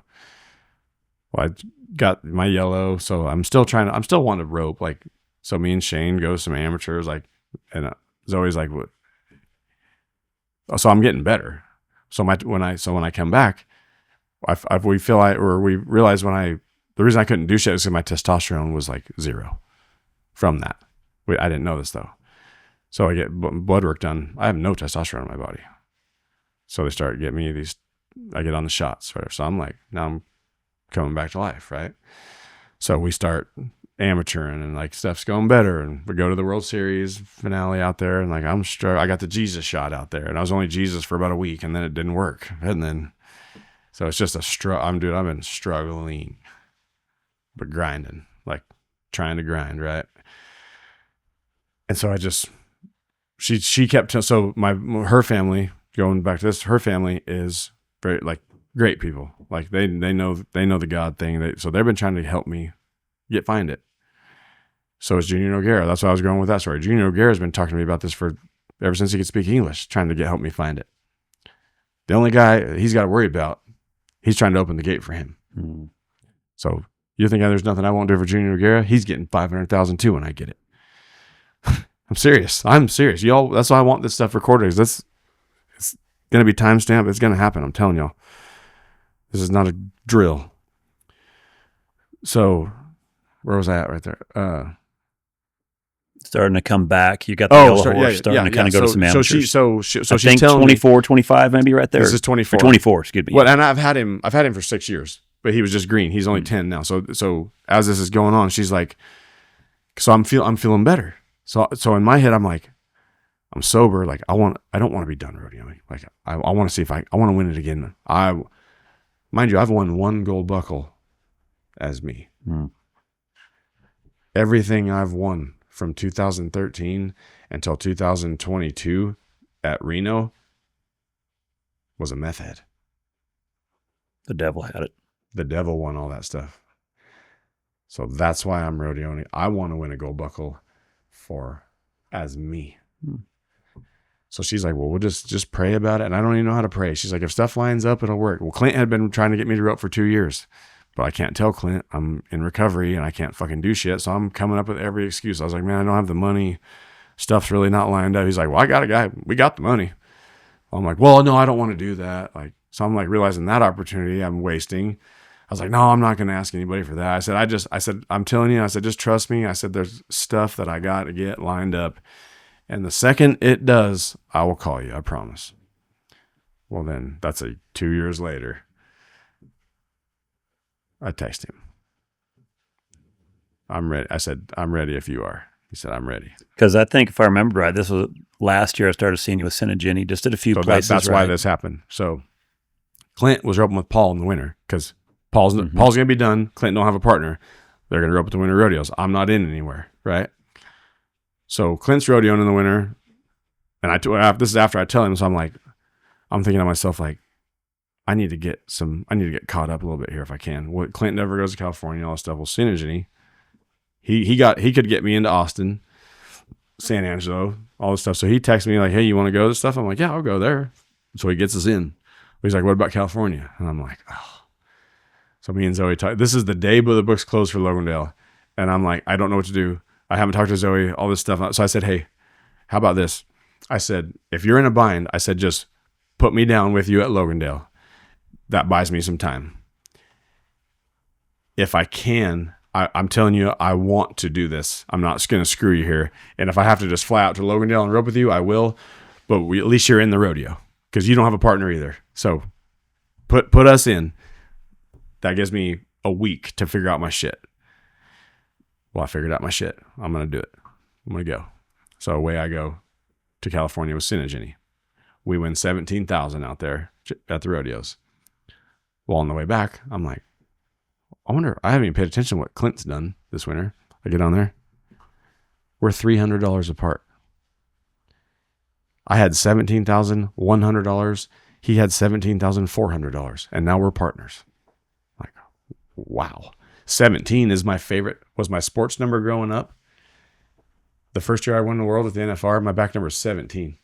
You don't get to pick your NFR back number. But 17 is my number. If I get to choose a number, it's 17.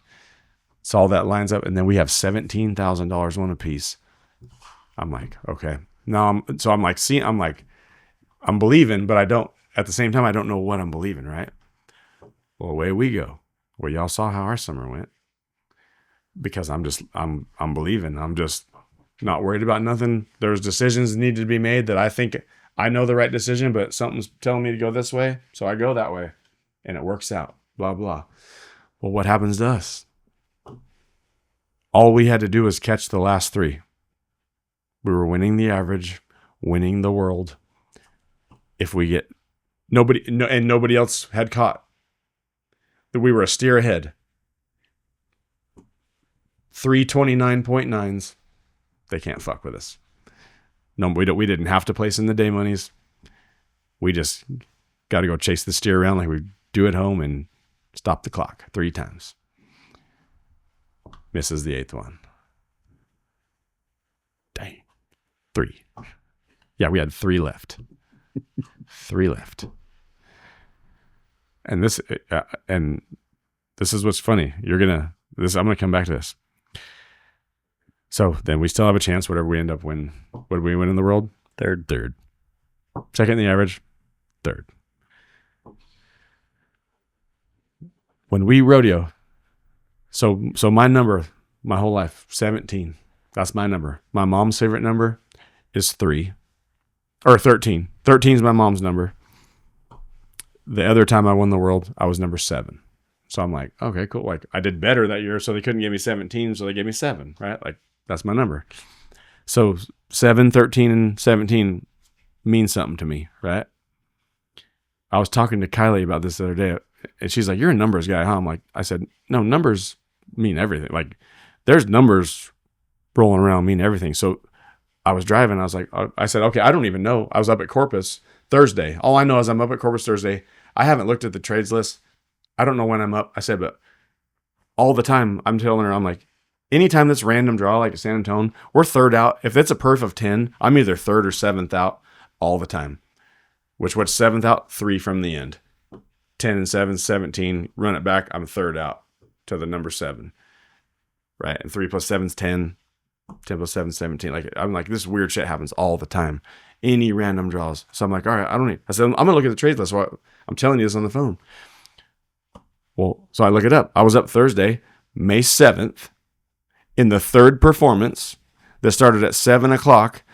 I was 7th out of the 10 teams. I was like, see?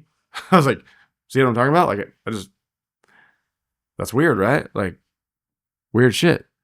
So I'm like, well, look at Nashville. Everybody goes, so there's 86 teams. So we're 8th out. So that's 1 away from 7. I mean, I'm right there, right in my spot.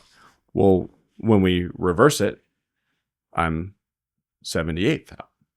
So 7, 8, 8. Like, so 8 and 8, 16, and then 7. Like, it's just always, these numbers are just, my life circulates in these numbers all the time, dude. Clint got tired of, we need to get the trades list. I called up there one time when me and Clay Smith were roping, telling him this. I'm not even noticing this. I didn't know this stuff then. It was 27 rodeos in a row because I called up there. I called bullshit on the priority list changing because we were either 3rd out or 7th out every single time. I said, your priority list is not changing. We're 3rd. These perfs, in the perfs, we're the 3rd or 7th. And she's like, well, over here, you hit good at, because like it was a big slack. She's like, well, you hit good over here. I said, yeah. There was 80 teams, right?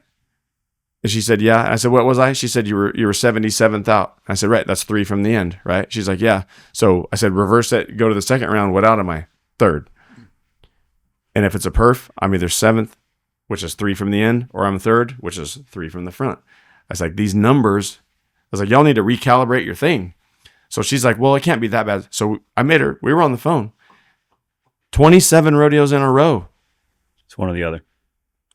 Yes, sir, buddy. Well, now fast forward, and like now it's all making sense. Like these numbers are still chasing me around, right? Like they're still chasing me, and it's just wild. So yeah, so I wanted to win it, but now I think there's just bigger stuff. So the reason I didn't win it last year, well, I didn't have Turbo. Now Turbo comes into my life. And he's the greatest heel horse that there will ever be. What is it that's so much different about him? Because you talk about Switchblade, you talk about Jackal, you talk about some of the ones you've rode. You've rode all of them. Everything. What is it about this one? Everything, dude. You can't explain it. You have to ride him. And this is what's crazy. So until this thing happened to me, yeah, obviously he's badass, but you don't think I've been asked a million questions, what's he compared to them? The whole winter, I'm like, yeah, no, he's rank. Like he is them, but like once they get in that category, like they're all the same. Like those ones, they can do everything, like they're the same. Well, then this thing happens to me because when I'm feeling this horse, like there's more. Like he's wanting me to get out of his way. So I'm like, after this happens, I'm like letting Jesus take the wheel. 3rd one at San Angelo, I'm like, I'm just going to turn the reins loose and let this fucker do whatever he wants. If I fall off, it's fine. And it was an experience that I've never experienced before. I don't how he can do what he can do and not affect me, only help me. Centrifugal force don't work. He can overtake centrifugal force, dude. These things don't add up. I mean, I'm riding a literal unicorn. And since that night, that was starting at the 3rd one, 2 feet every time so far. When you first started riding him, was there an adjustment for what No. you're kind of used to? Because it looked like the yellow you rode almost looked like all year last year. Yeah, that was all I had. So when you get on him, was there a little bit of a timing, or was all of a sudden this one that when you got on him, like, oh, this is No, it was that. It was there was no adjustment, but why I guess it was an adjustment for me because what got better. So steer goes left. He can get around him and make the turn, but I'm not gonna. It's gonna throw me off. So what do? I pick up, make sure I get inside, let him come by me and heel him. So that's the like. So not there's no adjustment. I'm just adjusting. I'm slowing him down. I feel like I know what he can do, but I can't. I'm not gonna like it's gonna mess me up to do my job. So that's where the adjustment. I'm just riding him accordingly. Like he's just a lot of horse is what I'm thinking. Like but he's not strong at all. Like you could ride the sucker in a hay string. You don't need a bridle. right. And so when this all happens to me, I'm like, you know what? Because what happened to me was all I realized from this thing is like everything that people have told me I am to this point has been nothing is all I've realized. Like there's no telling what I'm capable of now, healing. All it did was unleash me from the fence of doubt, second guessing, worry, fear, everything that we all go through about missing. Try me, dude. Because I remember watching you grow up, you know, it looked like a lot of the pressure, you know, when you talk about Matt Tyler, a lot of pressure. And a lot of us dealt with that, man. No one likes to freaking miss. And, you know, a lot of guys struggle. Yeah. And I struggled with it. A lot of guys do. And then now talk a little bit about like that release. Because, man, there's so many young kids that would love to know what it is to like not want to just jump off a bridge. Well, people saw me the year, you probably saw me, or you know the story, at the U.S. Finals in 2013. Me and Clay got him by the balls again. I get a leg on the fourth one. That was the year it was snowing, cold. I rode straight out to the trailer after the fifth one, put my T-shirt on, put my horses up, and I sat by the tire of my trailer until the next day while it's snowing. People are driving by checking on me, and I didn't respond to anyone. I just looked straight ahead. People I know, like my friends, people I didn't know. I was just a ghost. I never even made a sound, never responded to anyone.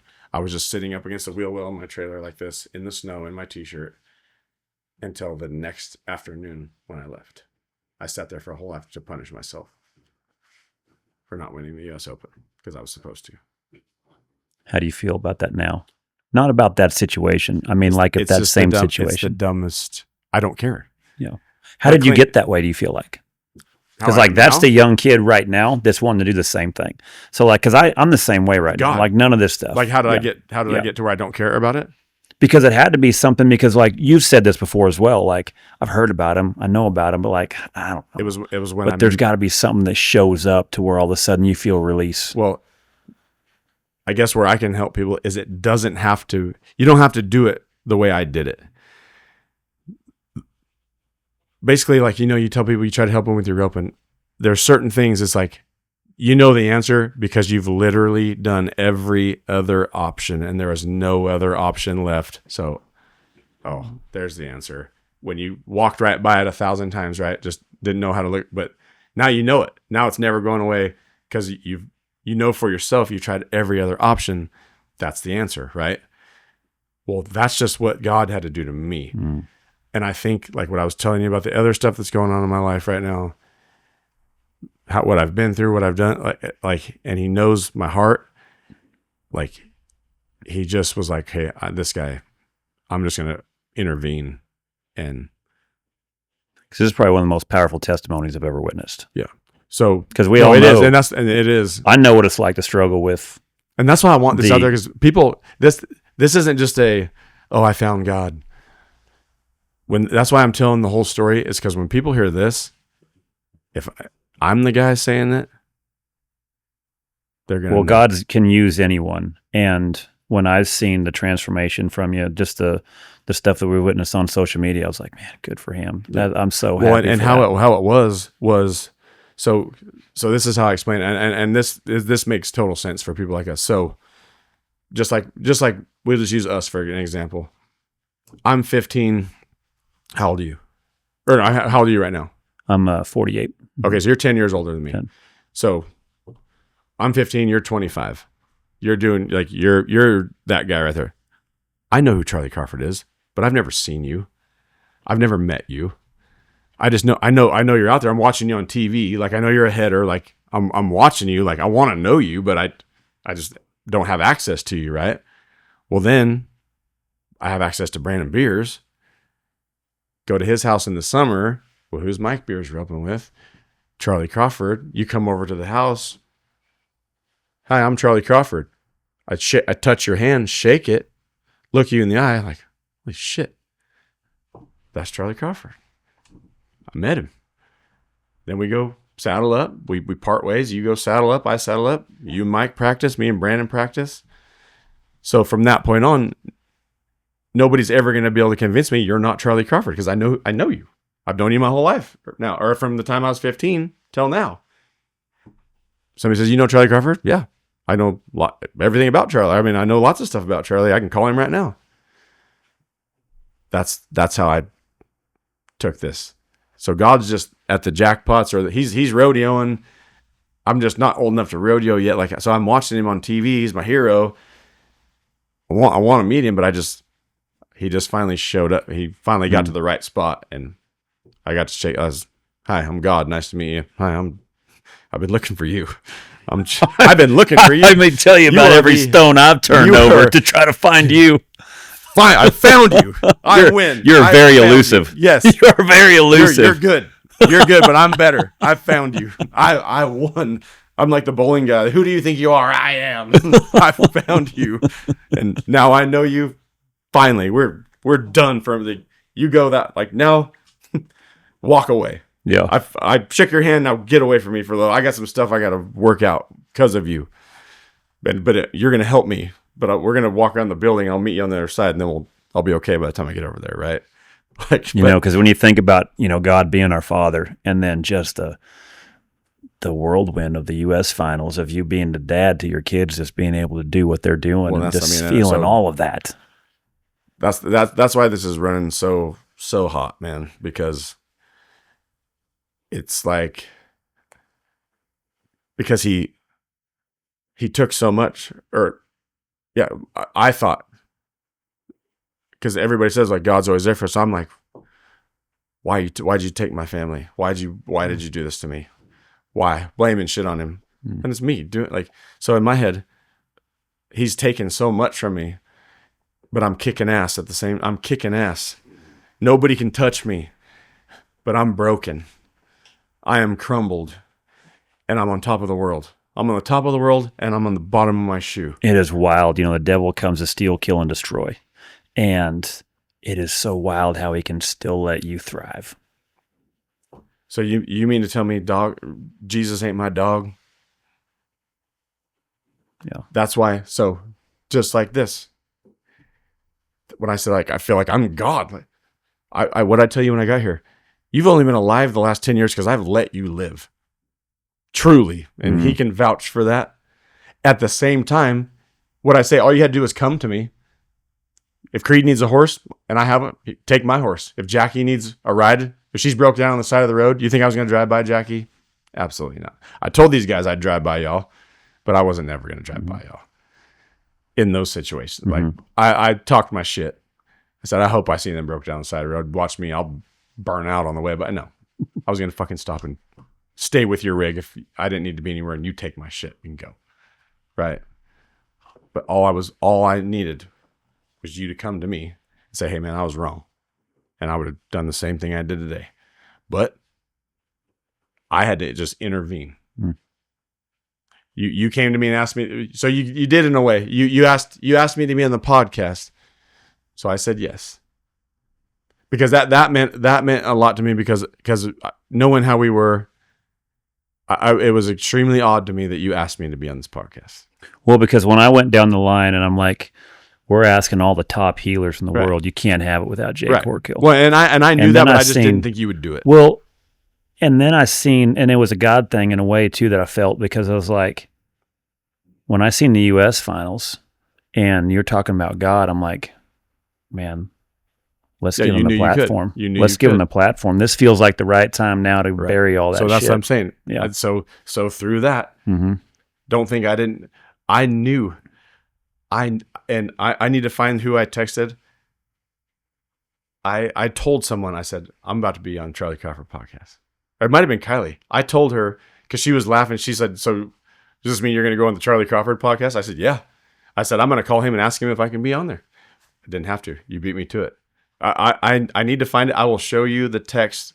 I texted someone, or someone asked me that. I know who it's narrowed down to, but I don't think it didn't get asked because they're like feeding off like, is this legit or not? And I said, no, I'm going to actually call him and see if he wants to do a podcast. Well, then didn't have to. So then when I got here, I'm just going to intervene, right? Like it's hit that point of like, hey, you don't have to tell me sorry. I'm done. Well, I don't, you know what I'm saying? Like, it. but that's what I mean. Like, I don't need an apology. I've let it go. And we're right. And I think I'm back to, I think I can count on you. Right. Like now, if I'm going to get punched again, I think it's not going to be by you. I think you're going to help me. Same kid that got punched by you. It's just, now I'm back, like, full circle. Just like you would with your dad. Like, yeah, my dad punched me. Like, no, it's going to work back. I don't think he's ever going to do that again. I don't think you're ever going to do that again to me now. Right? Like, is that all making sense? Yeah. Like, unless I need it. That time, though, I didn't think I needed it. But if I do something that I need it, I expect you to. And my dad will punch you if you don't punch me. If I need it and he's not here. Your dad would do the same thing. Right? So I respect the pecking order, but just for whatever reason, that time we got crossed up.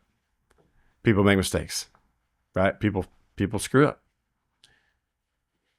And now I know that stuff's okay. Like at the time, no, I've held a grudge. I haven't held a grudge. I don't know what I've held. I've held a bullet for 11 years. More than a grudge. I've held a bullet in my gun. So the best part of all this is the full circle thing. Me and Haley have the same relationship now we had before all this happened.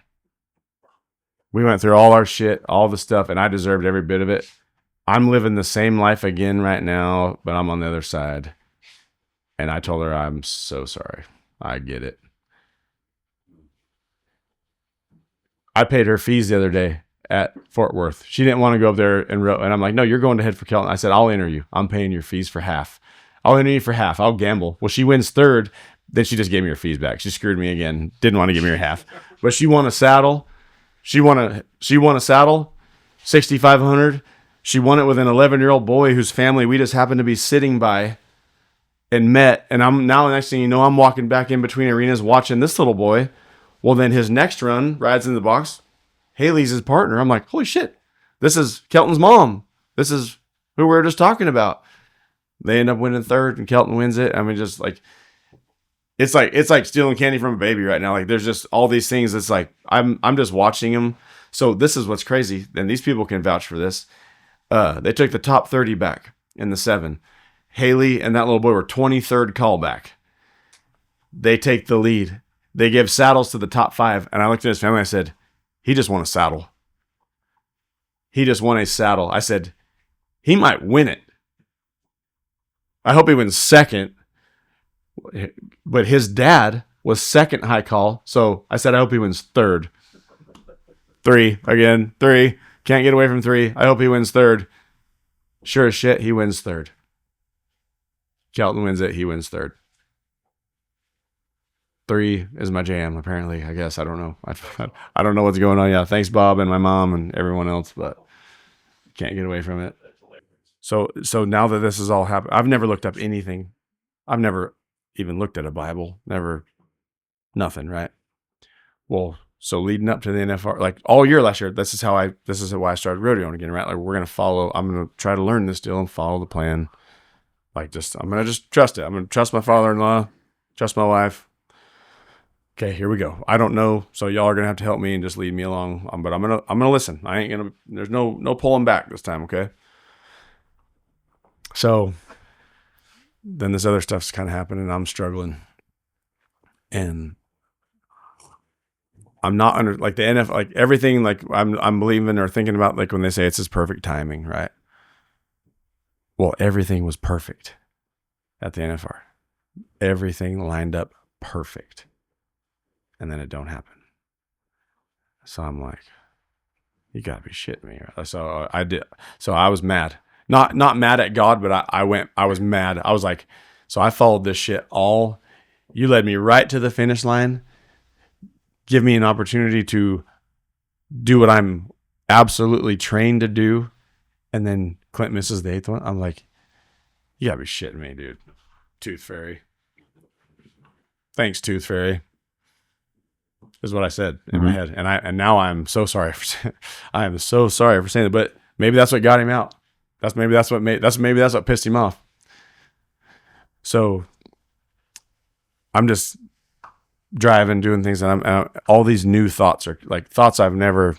It's like I'm just got born. Like I tell everybody, I'm like 13 days old so far, but I'm 38, right? So I'm just looking at all this stuff. So I'm like, Zoe there on her phone, she has me and Bella on stage getting my back number. My back number was 50, so she just looked up 50 in the Bible. Out of nowhere, she calls me. She's like, you got to look up 50 in the Bible. I'm like, why? She's like, well, that was your NFR number. I'm like, okay, what does that have to do with shit? In the Bible, the number 50 represents liberation, freedom from burdens, restoration, and the outpouring of the Holy Spirit. Most notably celebrated during the year of Jubilee and Pentecost, it signifies a full or completed cycle, marking a new beginning, often characterized by the cancellation of debts and returning of property. It's maybe one of the best podcasts we've ever had. Tell me that don't stomp on your freaking throat. Can you believe that? Can you freaking believe that? That is powerful, man. And just how I know it's so real is everyone that knows. We would have never thought. Look, I've had 14 chances to look up my NFR back number in the Bible, and I didn't even know you could do that. I thought the Bible has words in it, not number. What's the meaning of it? Like, is this thing's just a universal book? Like, right? It is like, but I don't even know. But that was my back number at the NFR, man. I think one of the most powerful things that I've gathered from this podcast, for one, is first off, how dangerous that shit is, how dangerous that freaking stuff is. So every kid, whether their parents let them watch it or not, they need to, in a way. Yeah. Everyone needs to. So everyone needs to from know. 22 to now, I did it on my own. But then I know I didn't. Now to be able to see now how God can use anyone. Yeah, anybody, dude. And so if you do get trapped, I don't recommend doing it on your own like I did, but it makes now I guess where I was going with my whole story. Now I know why everything happened that way, because now people are going to believe me. Everything I had to do this. It had to go just like it did, because that's how God takes care of 7 billion people. He's got to outsource. He's got to stomp millions of birds with one stone, right? Well, obviously he's getting tired. How many birds are we going to stomp? Or how many birds are we going to kill with this stone? Yeah. A lot. God needs a break, is what I'm gathering, and I'm fine. I'm ready to go. You think I don't have energy right now? And so that's why. But I told Colby that the other day. I said, I said, this is what's funny. I said, people think I'm on drugs, huh? And he don't know.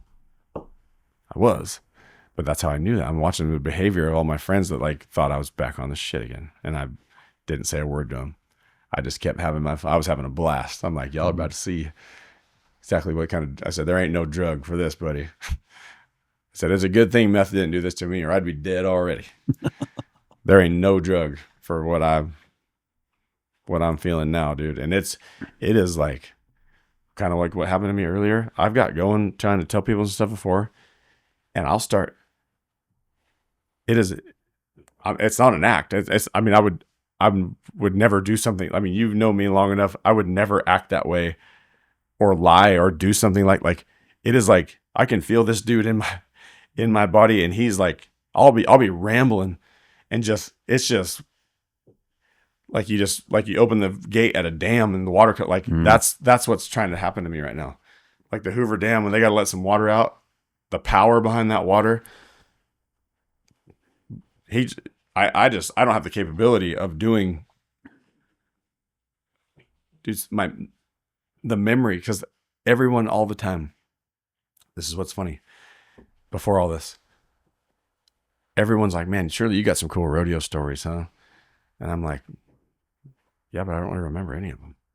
I don't really have anything to talk about. I'm like, yeah, I remember some. Like, I remember some, like, you know, but I got to think, and like, well, now I'm the guy. I'm bringing up the memories. Yeah. Now I'm the tape. I'm the tape. The tape's just playing, and I'm just running it along. Like, so now I'm rodeoing how I need to rodeo. I'm raising my kids, teaching them. How much better does that feel now? It's Santa Maria. It means nothing to me. I told Kobe this the other day. He's like, why? He's like, so how much longer are you going to rodeo? I said, probably forever, because why would I come home to be with my kids and pass you while you're headed rodeoing? Home is on the road now, buddy. I said, you, Tyler, and Braylon, and Nikki are rodeoing.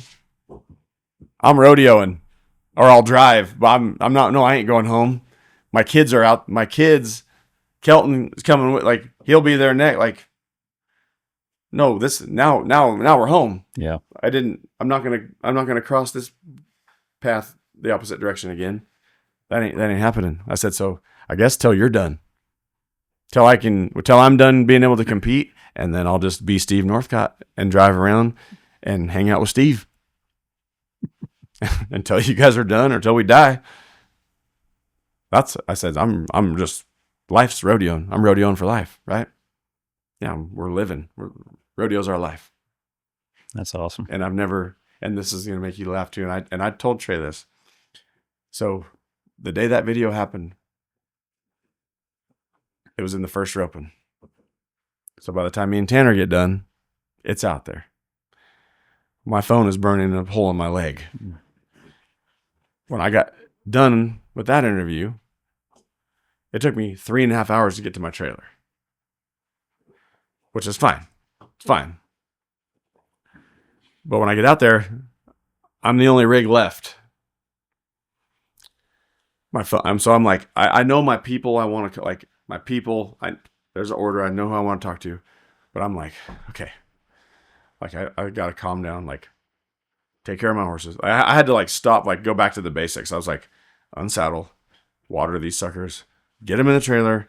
Let's get out of here, and then I'll try to work on whatever. So I get them unsaddled. I had Turbo and Bodak. Get them unsaddled. Well, Turbo's got to go in the back. He don't like being anywhere towards the front. So I go to load Bodak. Will not get in the trailer. He's just... And I'm like... All I got to do is throw the lead rope. He always get like... That's why I always say you can tell if your horse likes rodeoing by... Champ. I used to take Champ as far away as I could get from the trailer. Throw the lead rope. He runs right and gets in the trailer. I'm like, well, I guess he ain't crippled. He wants to go. So here we go. Bodak's the same way. I can't make the sucker get in the trailer.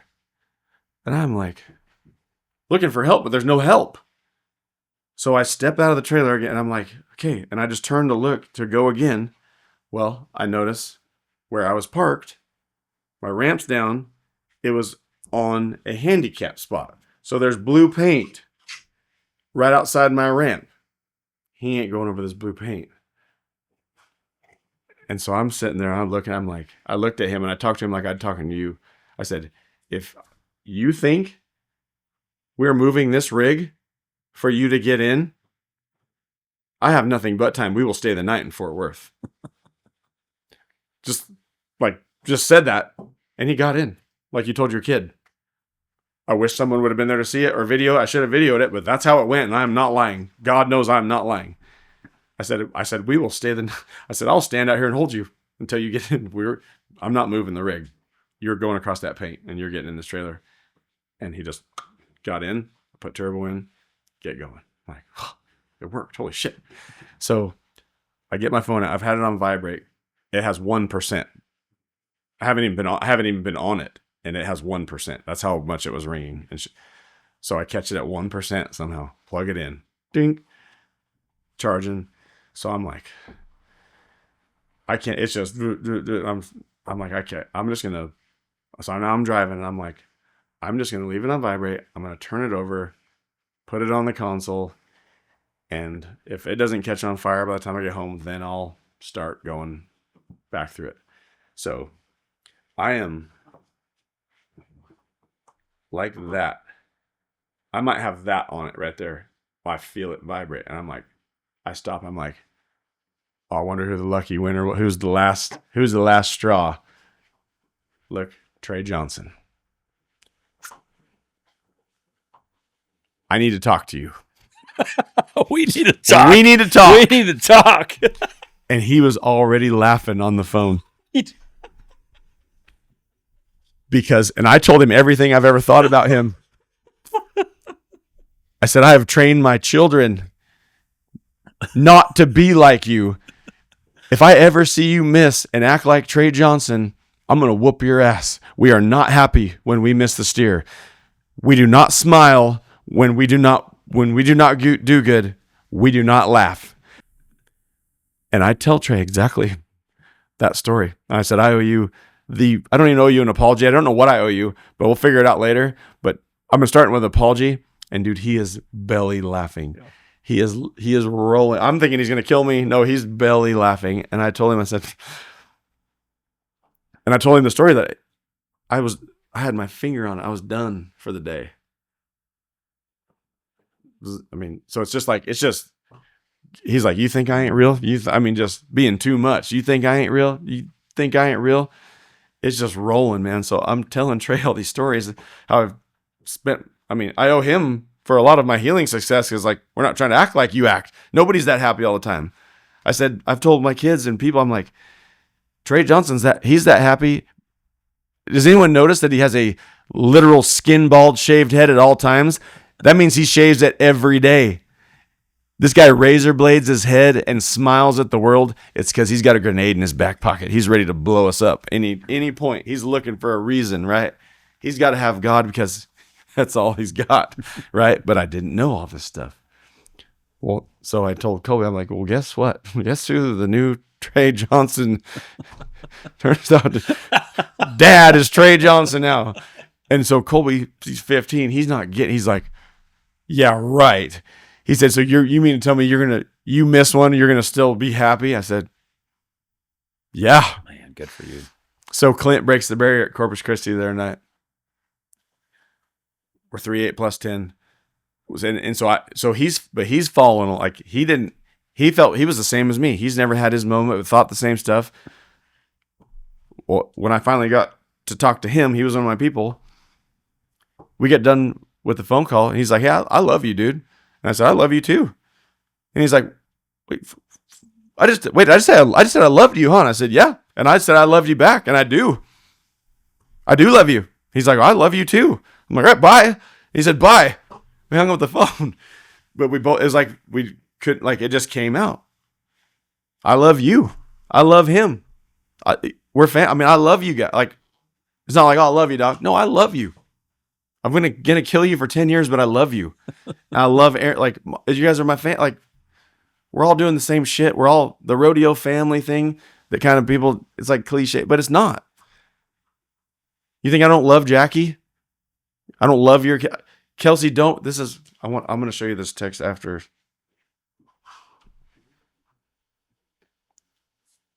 I hadn't texted Kelsey anything. I didn't know what to say. Right. Understandable. Totally understandable. So Monday, April 27th. I don't even know when the dates of the U.S. Finals was, but whatever it was, Monday, April 27th, she said, hey, Jade, this is Kelsey Domer. I just wanted to tell you that I'm proud of you. I hope you keep doing what you're doing and keep winning those microphones with this sign. She said, this world needs it. Love you, buddy. And I said, well, thank you. Kinda. LOL. I said, because you're the one people and myself being at the front of that line are proud of. I said, y'all are clearly extraordinary people. I said, I thought that already, but you have had to turn your cards over here. And turns out, pocket aces it was. And I said, I'm so sorry you are in what you are in. But the way you've handled it, you luckily already knew what I know now, as of a week ago, about God, which now is also the reason I understand how y'all are doing it. I said, it's really all going to be okay. And I said, it's hard to understand, but really, I know of no other kid her age who made the impact she did.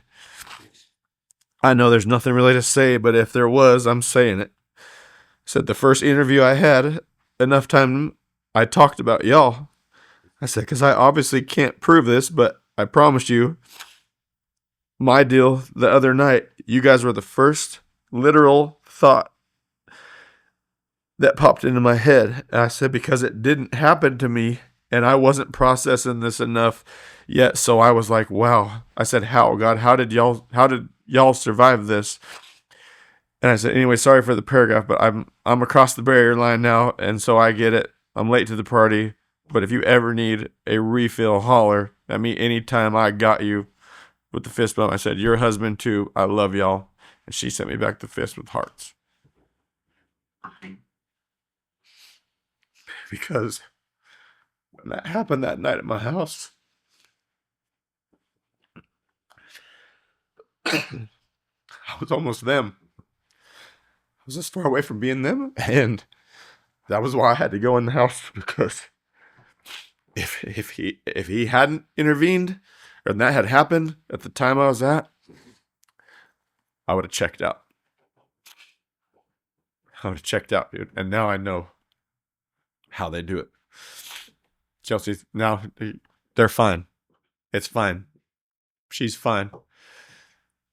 Because we don't want to know what was going to happen to her at some point. Obviously, it's better like this. Let her go. Let her. She went out she was happy, and that's why I said that was crazy. If it had happened to Clay, if I had this moment, and it happened the same situation the next night, and it went the other way, I'd be okay. Yes, obviously, things you would think or feel. He went out having blasted off into the pool with his boys, having the time of his life. Please take me out like that. When you and me and Chad got our shirts off, pasture open at home, I hope my horse falls down and I die doing that. That's how, if I get to pick, take me out with y'all. How we used to do it. You know what I mean? Like, let's circle back around. Let's have, when we had the Donkey Extreme ropings with Chad and Chase, and we're running shit. We ran the Mustang through the fence and he front flipped it. That's how I want to go down. They had a deeded Mustang that Chad said, you can't catch him. And I said, you better not say, don't tell me that. He said, you can't catch him. Well, here goes me and Kramer. He hit the fence so hard, he didn't even mess up the fence. He hit it, front flipped over it, got up and went. He hit the fence so hard it didn't mess up the fence. If that tells you anything. But we caught him. He went to Fallon, Nevada. I said, I'm catching him. I'm taking him home. Not only did I catch him, he's mine now. Give me the deed. Holy smokes, where that came back. But you know what I mean? It's just, and I hate where that circled back to, man. That's what I'm telling you. So now I get this freedom because Kelton struggled. Kelton thought he sucked at everything. Well, he sucked at everything because he thought he sucked. Right? He thought he's not good enough. Because Colby's good enough at everything all the time. Well, Kelton just never even got there because of his brother. He's like, man, he's already good. I'm not good enough. Not that he wasn't good enough. That stopped him. Just watching his brother be older and good stopped him, and I didn't even know. So I've always put a little more time into Kelton, trying to just, I poured into this kid, dude, my whole bucket. And he was not ready for that. We weren't even going. I took him to Hallettsville Saturday because they had a number 10 add-on rope and you didn't have to do 21. And the World Series. So me and Randall are going to head for him because he's been working at it. Randall's been helping him or taking him to practice when we're down there, when I'm not there, all this stuff. Well, they had the same steers they had at Stanton before Odessa. Well, dude, me and Tanner Thomason murdered our first one, and we were 9 flat. So I go over there and head in the 15 for Zane Starnes. They have not changed. I'm like, I cannot let Kelton rope over here. But I'm like, he's ready. Like, he's ready, right? So I'm like, all right, since this has happened, I'm like, all right, God, maybe I'm in his way just like I was in my own way. I was like, I'm going to let him go. Well, him and Randall are 5th high call in the 10. He comes around there in the high teamer, got him measured off. He's going to heel him, and this sucker takes a big jump away from him, and like he's toast. But he's never could have done this. He adjusts, reads it, almost gets him, but he missed. And I'm like, oh my gosh. Back to, I know where he's going to be, right? So we get back to the trailer, and I'm like, hey. He's like, I suck. He's like, I thought I was doing better. I suck. And I said, hey, just like God talking to me, and I've told you things today. There's things I know that you don't know. Okay? You don't know what these steers were like at Stanton because you didn't go. And I roped them in my level. Okay? So you don't know things I know. But you're going to listen to me and understand here in a minute. You were not even supposed to catch a steer today. You had a chance to win the roping. I said, you were the only number 3. I looked. You were the only number 3 heeler entered in the 10 today. Because no 3 heelers are supposed to enter the 10, especially on these steers. This was not your day. You were not supposed to be here. And you damn near won it. And I said, you almost caught the last one. I said, I would have had a hard time. I said, I could have caught the last one, but I would have had to have do my job. So what the hell do you expect? I said, you did so good. I said, you won more than first today. If you wouldn't listen to me, I said, you tell me all the time you trust me, right? He said, yeah, then trust me. I said, that today was a win. I said, we're going to go celebrate today because that's a win. Well, guess what? I forgot about the U.S. finals. Okay. I was there last weekend, not this weekend. So we're headed home, and I'm like, God, like, well, first of all, why did you do that to him? Do it to me. And I need to get this kid to a jackpot right now. And it was like you told me, it was like you called me on the phone. Like, hey, well, the U.S. finals is tomorrow. The 7's still tomorrow. You should take him up there. I'm like, well, we don't have any partners. Well, who cares? Just go. You can draw in, just turn around. I get off the exit and turn around. We're headed to Fort Worth. He's like, what are you doing? I said, we're going to the U.S. finals. He said, why? I said, you can get another rep. I said, the 7's tomorrow, and you're going. He was like, you swear? He said, you swear? I said, I swear. I said, we don't have any equipment we need. We don't have partners. We have nothing, but we got you. We got Rosie. We got ropes and a saddle and a cowboy hat. We'll draw you in. We're going. We got 4.5 hours to figure it out. So I call Haley. Haley was taking Colby to an amateur that night. I said, hey, what are you doing tomorrow? She said, nothing. I said, get your cowboy hat. We're headed to Cowtown. You're roping in the 7 tomorrow. She's like, with who? I said, your baby boy. She's like, oh, okay. And I said, and do you want to enter more? She's like, no, where you are. I'm paying your fees. I'll draw you in. You're entering more. You're going, might as well rope, right? Well, Turtle's always asking about Kelton, but I've always said no because I'm like, Kelton's going to miss. Like, no, I'm not doing that to Lane.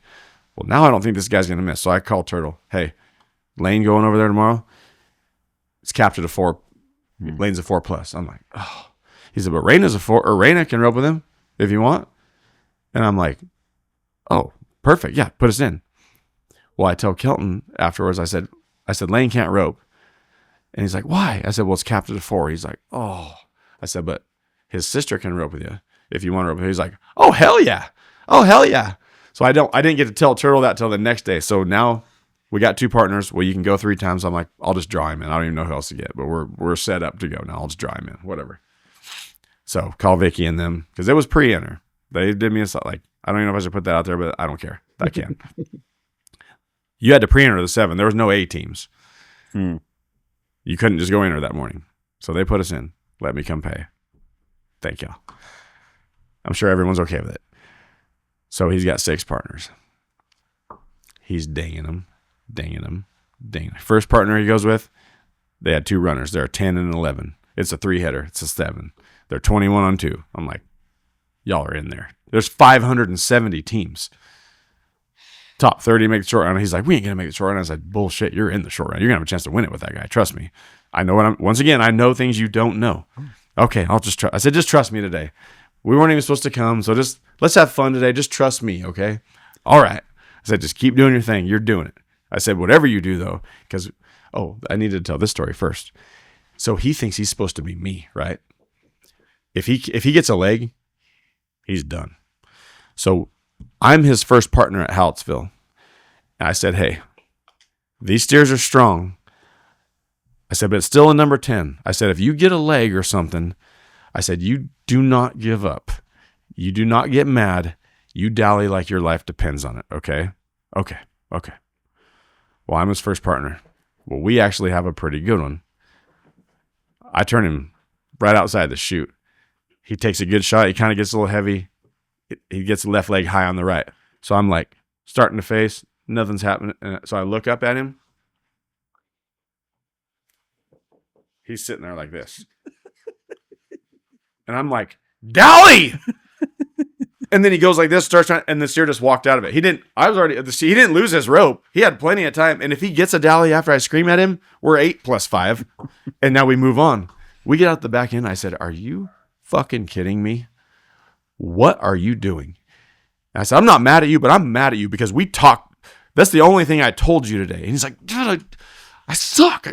I got a leg. I got so mad. I said, well, that's all fine and dandy had I not premeditated this whole thing for you. I said, well, so now we're riding back. We got to ride around, go left to go in the arena. My rig is parked right there. So we're coming to the fork in the road. And I said, hey, I'm not mad at you, but I'm pissed. That is not what I said. We do not give up. I don't care if you miss every steer, but you try your ass off trying. You do whatever you got to do to catch it. And if you get a leg, you dally and you pull back like Junior. I don't care. Do not let. They tell us when we lose. We don't tell them when we lose. Because I said, you know what? Luckily, that was with me. That was my 200 for both of us. Now you and me don't get to rope no more. I said, I didn't even want to win with you today. I wanted to come over here and rope 4 steers with you and see how we did. No, I said, I came over here, did all these stuff we had to do today, and I only got to rope 1 steer. You were my only partner. Now we're done. I said, you didn't want to rope with me today? He's like, no, I do. I said, then dally. Dally next time. All you had to do was dally, and we got to keep roping and still win. Because guess what? What could happen on the next one? We're 7. We're 20 on 2. 7 again. We're 27 on 3. Him and Randall were 30 on 3, and we're 5th high call. I said, see how that works? I said, you let them tell us the deal. We don't decide what's going to win this roping. We keep roping. So now he's got Randall. I said, and we're getting into the building. I said, because our truck's right there. I said, we're not doing this to Randall. We can go home. If that's where we're at, we're just not ready. That's fine. We can go home. He said, no, I'm ready. I promise. And I understood. So, okay. We ride around and go in the building. Well, Randall's the first person we see, and he's already like, he already knows what's coming. And I said, don't worry, I fucking handled it. He ain't doing that again. He's like, I didn't want to say nothing. I got it. And I said, no, we're good now. We weren't, because I rode Randall's head horse, so I had to go take him the horse. And he's like, I wasn't going to say nothing. I said, no, you don't have to. It's handled. So he just bangs him out for Randall. Nice. Till the short round. So that's why I'm like he came back. He didn't give up. So I'm just wanting, and think of that. So we go up there. First partner, they're 21 on 2. Second partner misses. He's got 6 partners. Third partner, he's 7 on the first one. Header misses the second one. Fourth partner, 8 on the first one. Partner misses the second one. I'm like, duh. Him and his mom go. They get one dragger, gets a leg, no big deal. Catch the second one clean. They were just a little too slow to make a short round. Almost made it. Next partner, the boy from Kentucky. This dude, the beer pounder from Kentucky. They're high call. They're 16 on 2. They're a high call. So he ends up he was 23rd high call. Haley and that little boy were 22nd high call, and he's high call. So he could have won first and second. Well, so I'm watching him. His first partner missed in the short round. Then Haley catches. So we get to this, and his mom's winning second when he backs in there on the last one. Well, what people don't know about the 10th high call, so his partner had a knee brace on. Something was wrong with him, hurt his leg. So when you ride in there, he just had his horse parked right next to the wall. He was sitting in the front row, and he was just climbing over the wall to get on. He couldn't even get on. And Kelton's like looking at him like he's wanting him to get on his horse because they're 10 teams away, and he's sitting in the stands. And Kelton's like, he's looking up at me, he's looking at this guy, and I'm like, it's okay. He's already got his hat pulled down. He's ready. Well, about the 5th high call, I'm looking at Kelton, and he's going like this. So I look, his partner's got 2 beers in his mouth at the same time. I love Kentucky. They're on the 5th high call. And he comes up like this. He slams him down. Takes his hat off. Crunches that baby down. Gets on his horse. They're 2 teams away. He comes across there. They win the jackpot, and he just, hey, yeah. Away they go. Well, apparently he said, so I talked to him after. He's like, dude, I get so nervous in the short rounds. He's like, I can't do it. I got to have a couple beers. Well, so that kid won the 9. He's high calling the 9. Justin Kopp was up there. He said he saw the whole thing in the 9. Same story. Pounds him a couple beers, goes to get on. Slides the landing on his head. He's like, he's out. He's on his head. And he's 5 teams away. So they like help him on his horse. And he wins the 9. I was trying to talk to him. I said, where are you from? He said, Kentucky. I said, where? He said, Kentucky. I said, Kentucky? He said, yes, sir. I said, like, Northeast Kentucky? He said, yes, sir. I was like, yeah, you're right where you're supposed to be from, buddy. I know, you're living in the right spot. I know where you're from. But no, he was awesome. I talked to him for a while, and his girlfriend, like, this kid was awesome. And that's awesome. Just, they kicked. And so, but just the whole thing, and like, then me heading for Colby, like I told, like, my smiling after the short round. I mean, I'm watching myself. I'm watching what you saw in the U.S. Open is what I'm getting to watch it. He heals this. He might heal better than me when I was 15. But I'm getting to watch this. So the high teamer, I didn't try to do that, but I'm glad it happened. I was going for the neck. That steer did not have horns. Well, I was like, the feel of like, I need to keep going, or he's going to jump. He don't like the neck is what I'm feeling. Well, then it hits the point. I'm like, well, shit, I already gave him the read. I need to go. So what I tell him we don't want our headers to do, give him the read. I said, if the read's bad, leave it bad, because I got it. If it's good, leave it good. I got it, or make it bad after it's good. I'll adjust. But don't go from good to bad. Okay? We can go from bad to good. That's easy. All you can't do is go from good to bad. Don't panic and think you got to get him away from me. No, I'm already backed off, right? Nah. Get him out of there. Well, he's backing off. I launched this sucker. He pulled off a shot. So, remember the first round 2015 NFR? He talks to me about this shot all the time. It was round 1, 2015 NFR.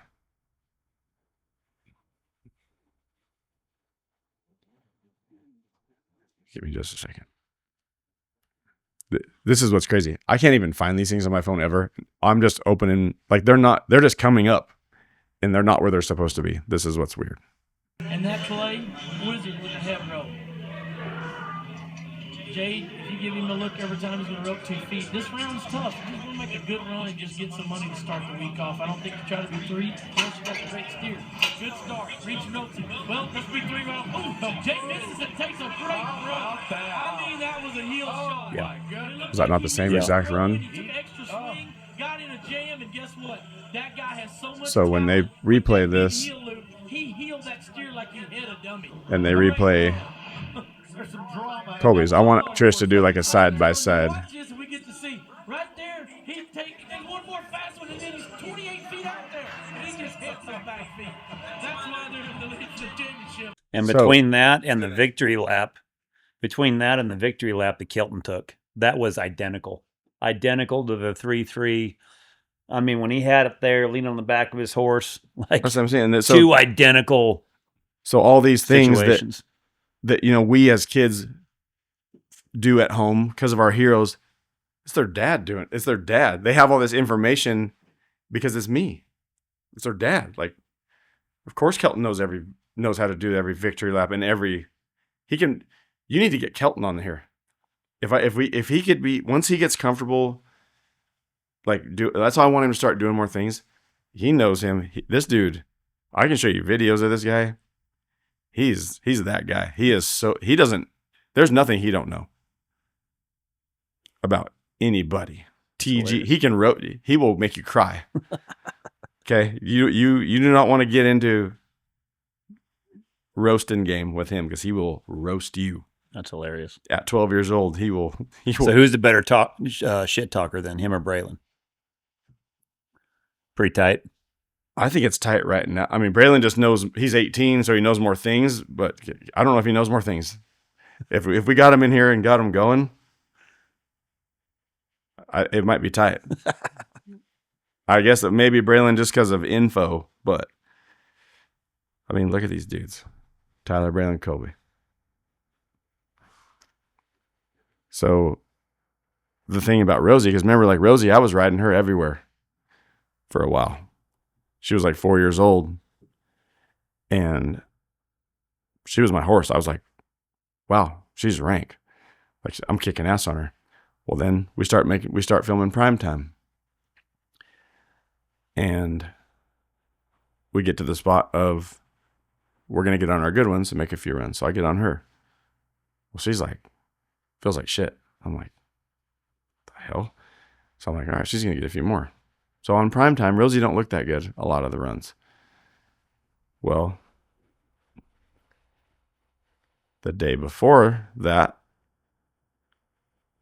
we had some more filming to do.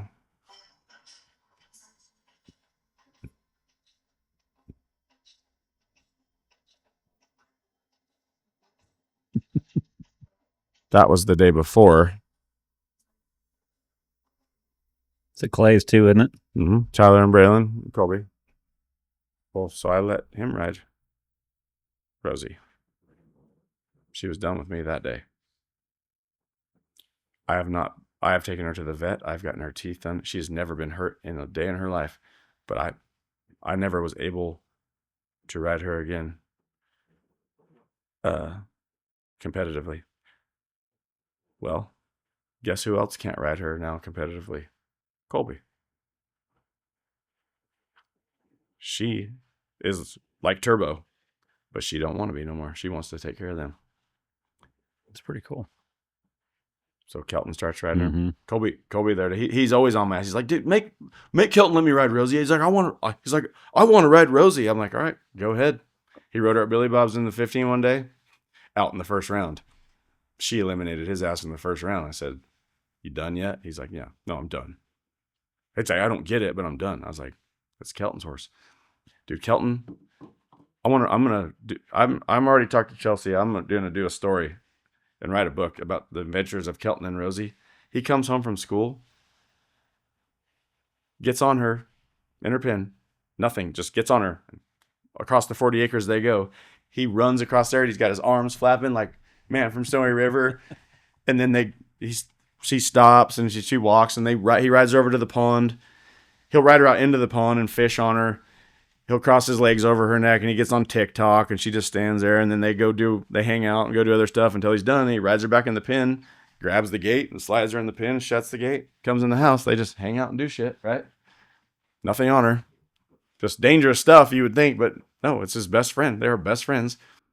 So this is, I can make all of us grown men cry and cry and cry and cry. So this is why this is the sole reason, because I knew I was going to say this, but the sole reason this can't come out next week is because I have some information that nobody's supposed to know yet. But I'm going to tell you guys. So just some of these pictures that we got from over there. Okay. I just can't stop looking at them. Right. So this is one of them. Sorry.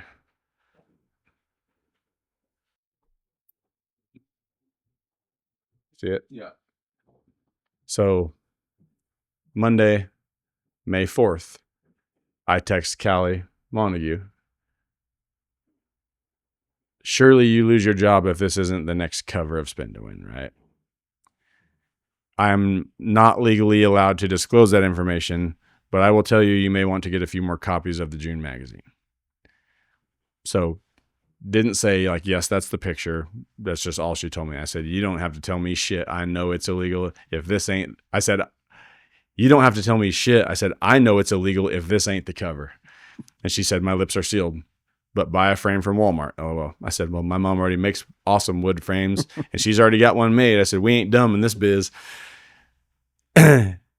And so didn't say like, yes, nothing. So, I'm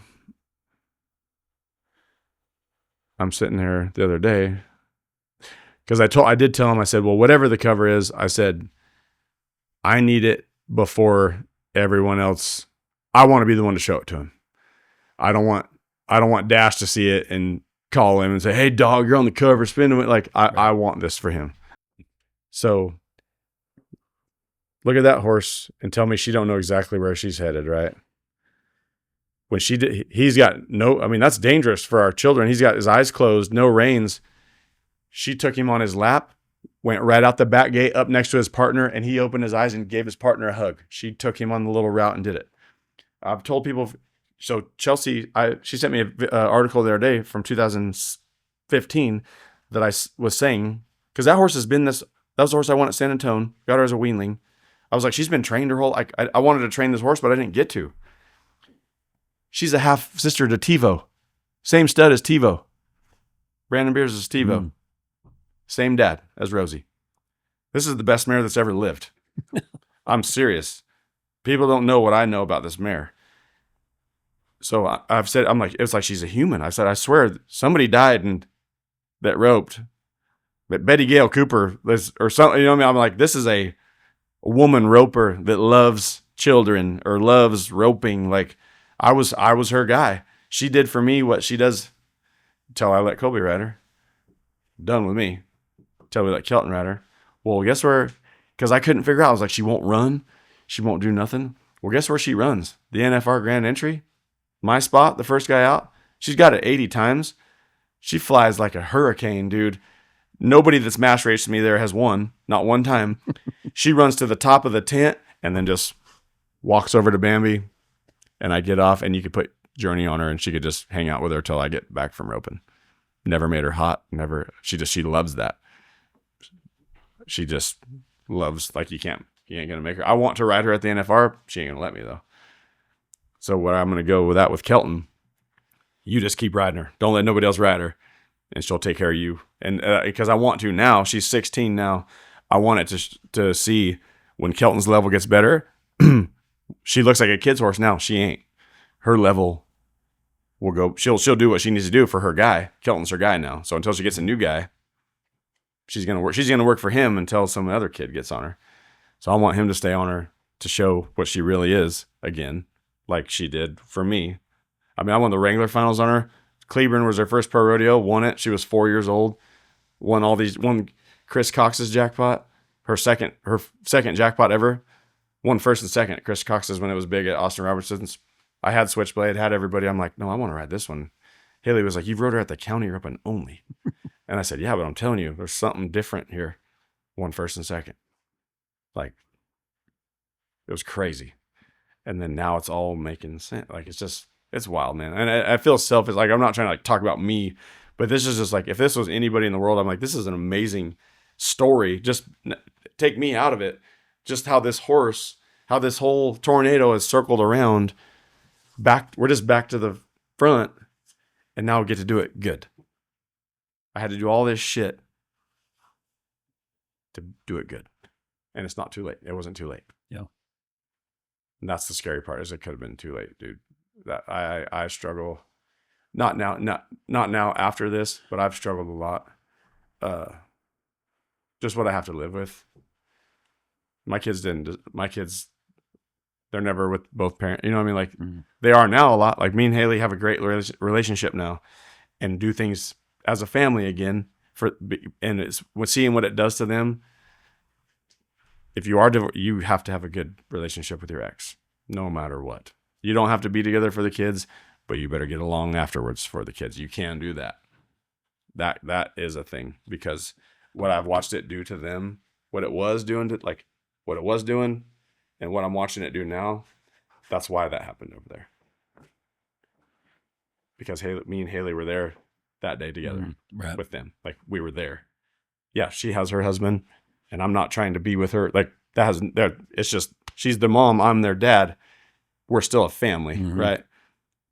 So when we're there together, they feel like they just feel complete. Right. Yeah, we're not together in any way, and it's not nothing's even like that.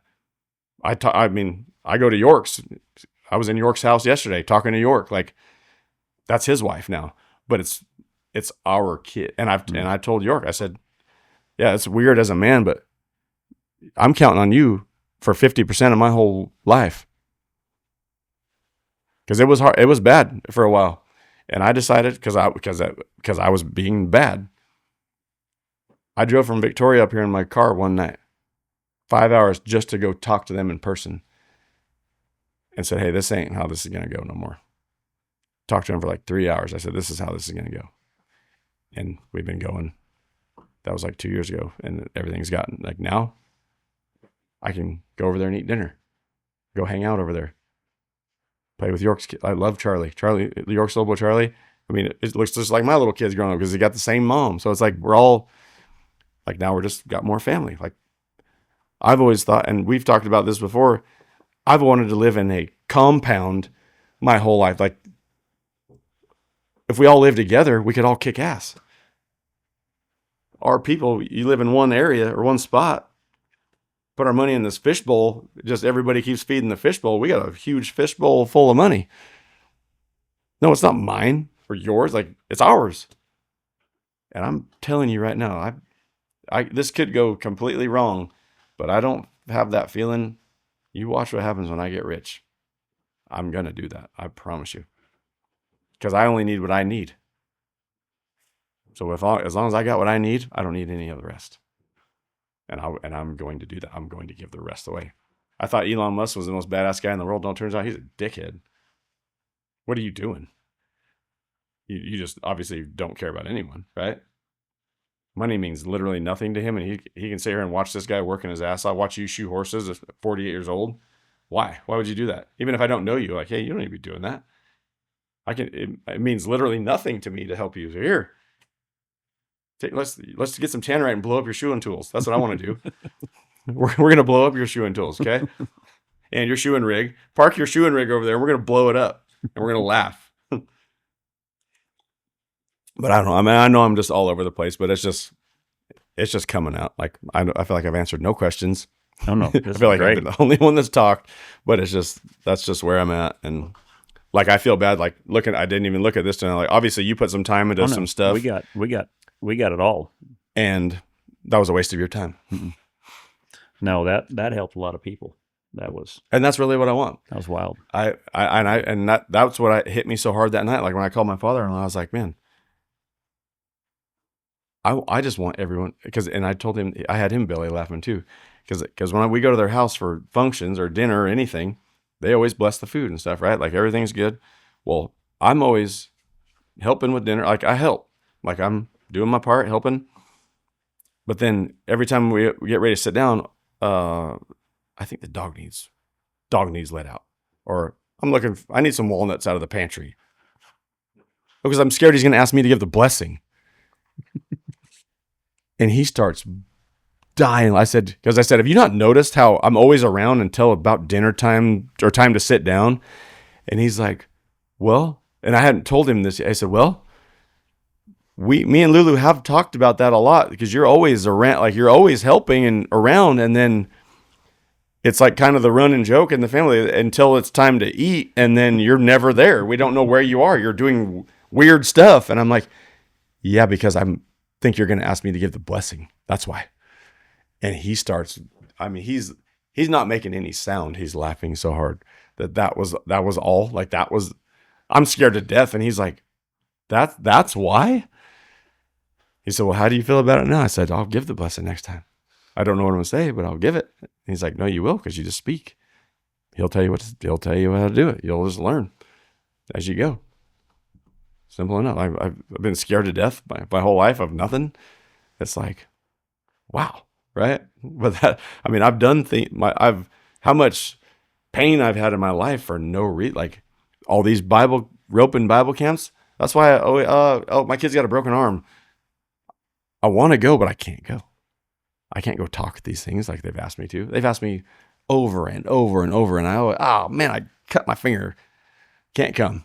Well, I'd love to come, but I can't because I would love to come. I'm to cry for help. I would love to come. You have to come get me though. Like I can't drive there. Come get me and I'll go. But now I can't wait for the next time. Good for you to get to speak and just give my testimony to. I mean, if I'm saying it, y'all know it's real. If no, and I hate that I'm that guy, but I don't at the same time. Like, I'm just it came to that point where he was like, man, we need some more believers, and this guy's going to make him believe because that's just what he is. So. Heck yeah, man. Well, I'm proud of you, buddy. Yeah, I appreciate it, Chuck. And Heck yeah, man. I love you, dog. Love it to you, brother. For real. Thanks, man, for coming on. Yes, sir. Thank you.